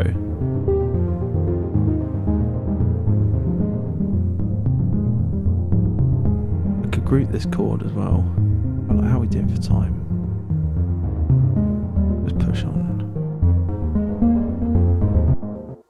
So let's just do, I'm not going to go too crazy here.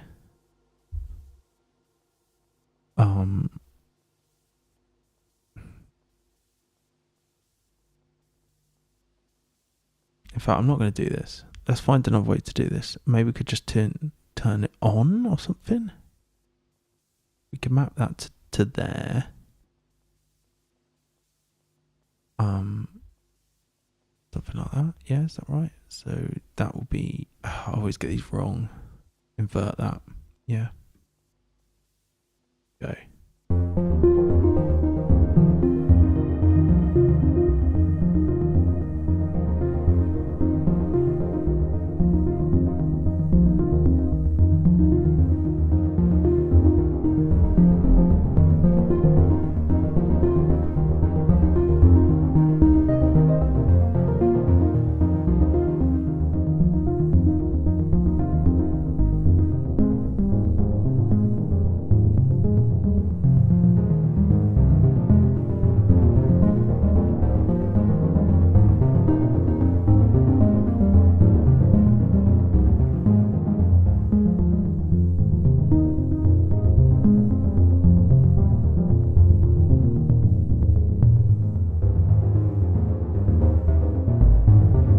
And we can map like a shift for... Oh no, I'm going to map that to the device on. And maybe this one too. And we'll have like 0, 12, maybe like -7, 0 or something. Yeah. So...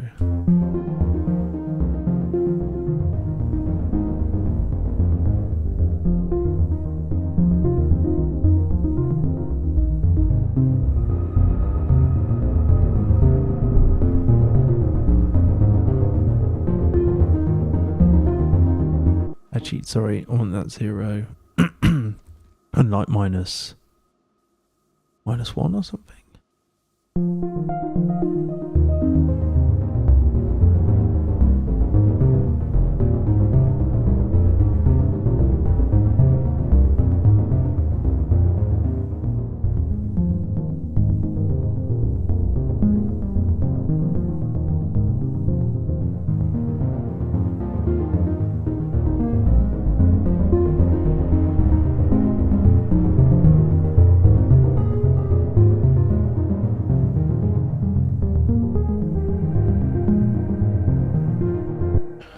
I want more on this reverb. Let's just duplicate, yeah.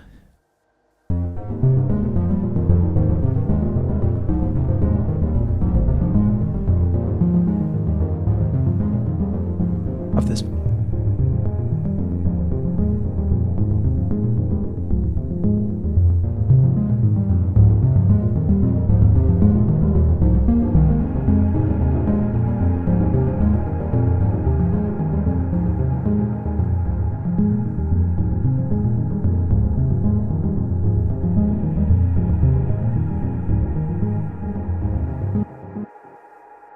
This is where I start to lose the plot a bit.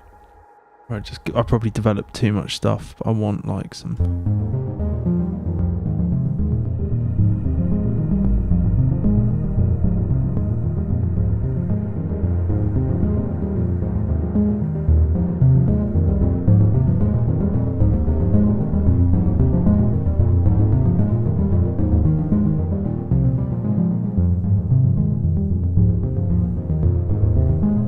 make this like pulsing.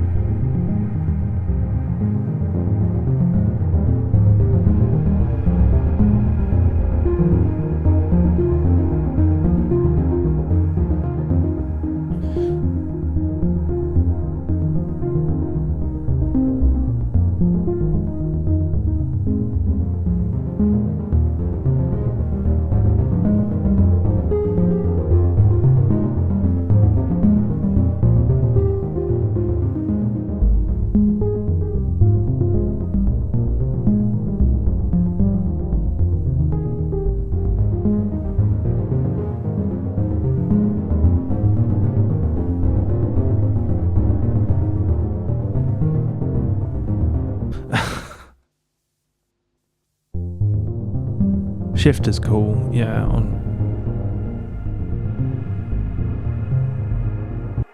I feel like I'm going to save this one here because this is we can call this something like 25.0. AW, like January, dark ARP, dark January ARP, dark January ARP 250108.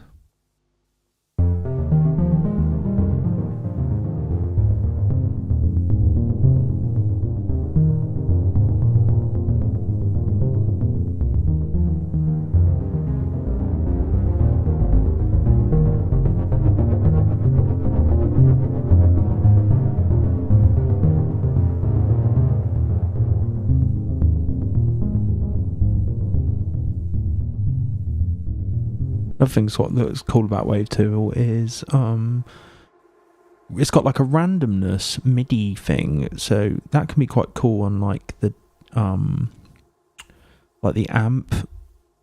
amplitude envelope release. So if we go back to like amp, click on release and head to it should be at the bottom, yeah.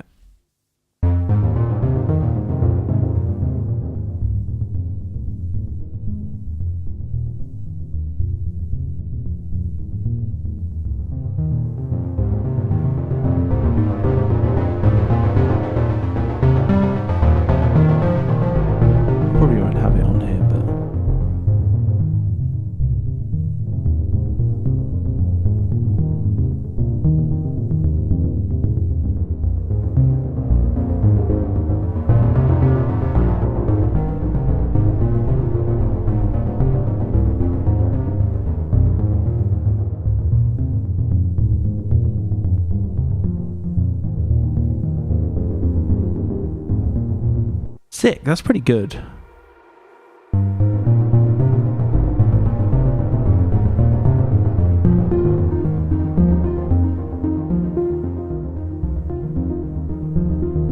I'll tell you what on this. I'm going to do some more mapping as well.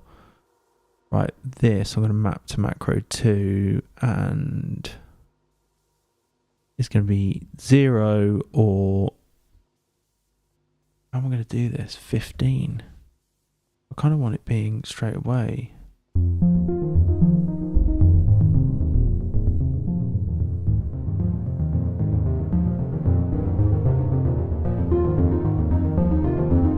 That's not going to work then.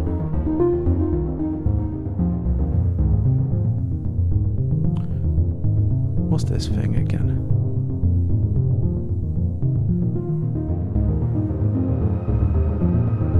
Okay, maybe we could do that. What I want to do is I don't want this interval to be on when this macro is at 0, because I want it to just be like the minor third and the fifth. So I'm going to map the velocity amount here. I think this will work. And have it at like 0. Okay, 0 and then 100. But it's gonna have a curve, isn't it? This is the annoying thing. Okay, let's scrap that. We'll just leave that on for now.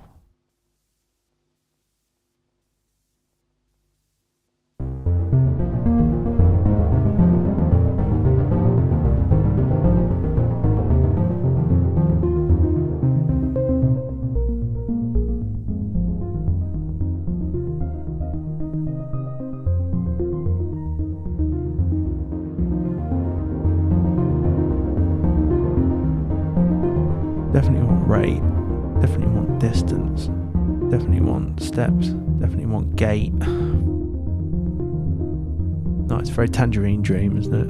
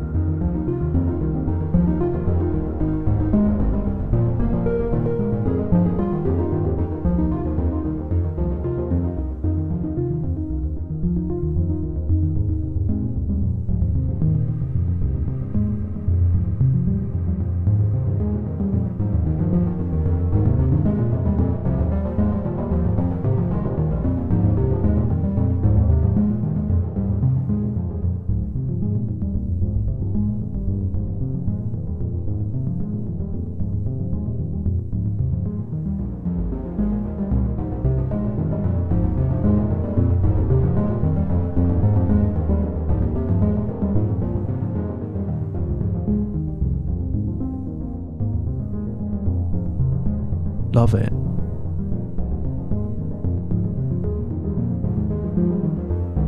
Right, so I can save that.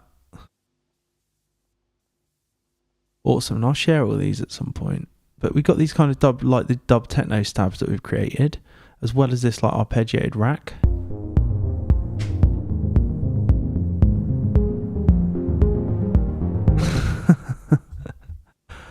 The CD, yeah. I think you're absolutely right. I don't know how many you can have. I might have maxed out on sends. Yeah, I've maxed out. I think it's just because when I'm writing, I like to have all these options as kind of like I can chuck it to have like my favourite delays and to be honest, having put all these in there's too many. For sure. I definitely am like not using them or I'm doing like what is it? What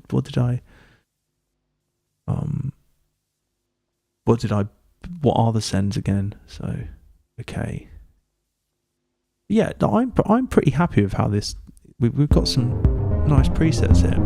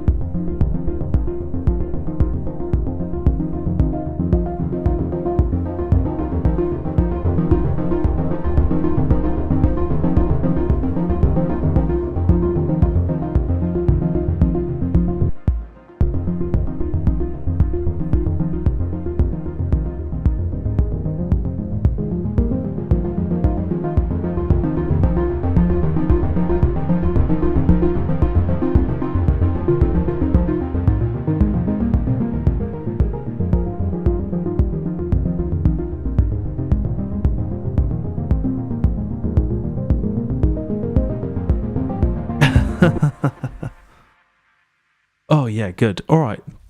I'm liking that. That one's going to be promising. We can add loads of stuff into that. I mean, really, making these kind of things like dub techno stabs and pads and arps and sequences, textural and glitch and stuff, it's like a heavy dose of like really basic synthesis with like random experimentation over the top of it to kind of give like these these new results. I think what I like about Wavetable is it's got like, when you're scanning through Wavetables, it's got that built-in like modulation that's just like so easy to achieve, particularly for this type of music. But yeah, really my kind of aim is to like work a little bit more in like a more modular fashion and to just come up with like more of these instrument racks and stuff that I'll then save, and then just to have a bolts up library that I can just use in tunes and stuff, and refine them and everything like that. Derek, do you do DJ gigs at all? I do live performance stuff. I do like live Ableton stuff. So, and if you have a look, I've reposted something on. Let me see if I can find it. I did like a live show recently. That was. Why can't you stay? I'll put it in the chat.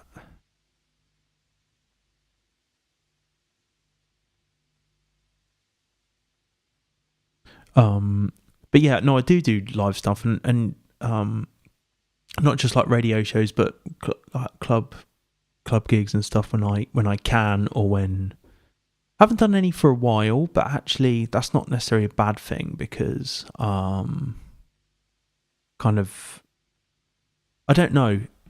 Maybe it is a bad thing, because I usually kind of like upgrade things and like manage to rise to the challenge of adding new stuff to my set when I do live gigs. I kind of need the bookings. I need the live gigs to make me actually prepare a set and add stuff to it. Carve Toy website, pretend passing. I don't know. Nice. Yeah, I love the I love using wavetable, and I think with like the jungle or the drum and bass or jungle stuff that I make. There's not much. I don't need wavetables too much. That sounds good. I'll check that out. Carve Toy. Yeah, like Derek, unless I have the bookings, I just don't. I'm always like, I'd love to do a more drum funky dark set, or like some whatever. I've got all these aspirations, but until there's like someone else is saying, right, you're playing this, then I just don't. I don't do anything. It's lots of getting lost in arpeggios, really.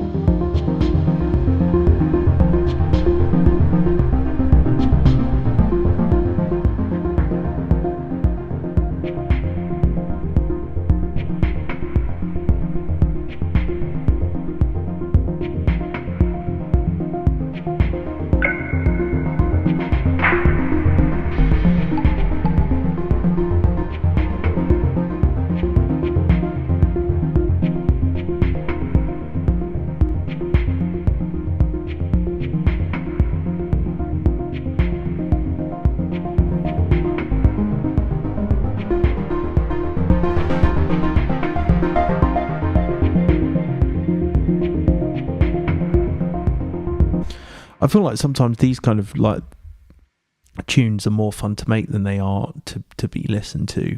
But that, I don't know, that's not true. I love like kind of driving to that kind of thing. I find it really helps me focus and stuff.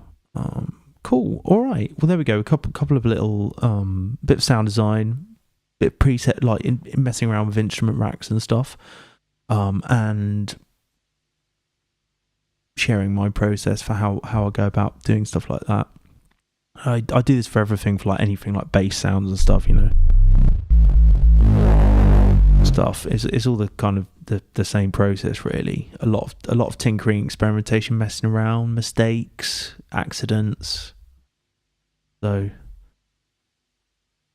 cool. All right. Well, I'm gonna sign off there. I've still got my stream intro up as well, so yeah, cool. All right. Well, really, really great to be back. I'll just give a shout out again to my patrons. Thanks to everyone who supports me on there. Really does help me out a lot. If you're interested in all that stuff, links are in the description, and I'll probably I usually share everything I make like this when I've refined it a bit on there. So cool. All right, well, have a great rest of the evening or rest of the day wherever you are, or wherever you're watching this back after the fact. And yeah, I hope there's been some useful stuff in here, and I will see you next week, and again the week after, and then for the 29th of January I've got a track feedback live stream, so keep an eye out for stuff there. I know they're always really popular and people love sharing the music on them, so yeah, keep an eye out for that here. Thanks everyone for tuning in, and I will catch you on the next one. Thanks so much. Cheers.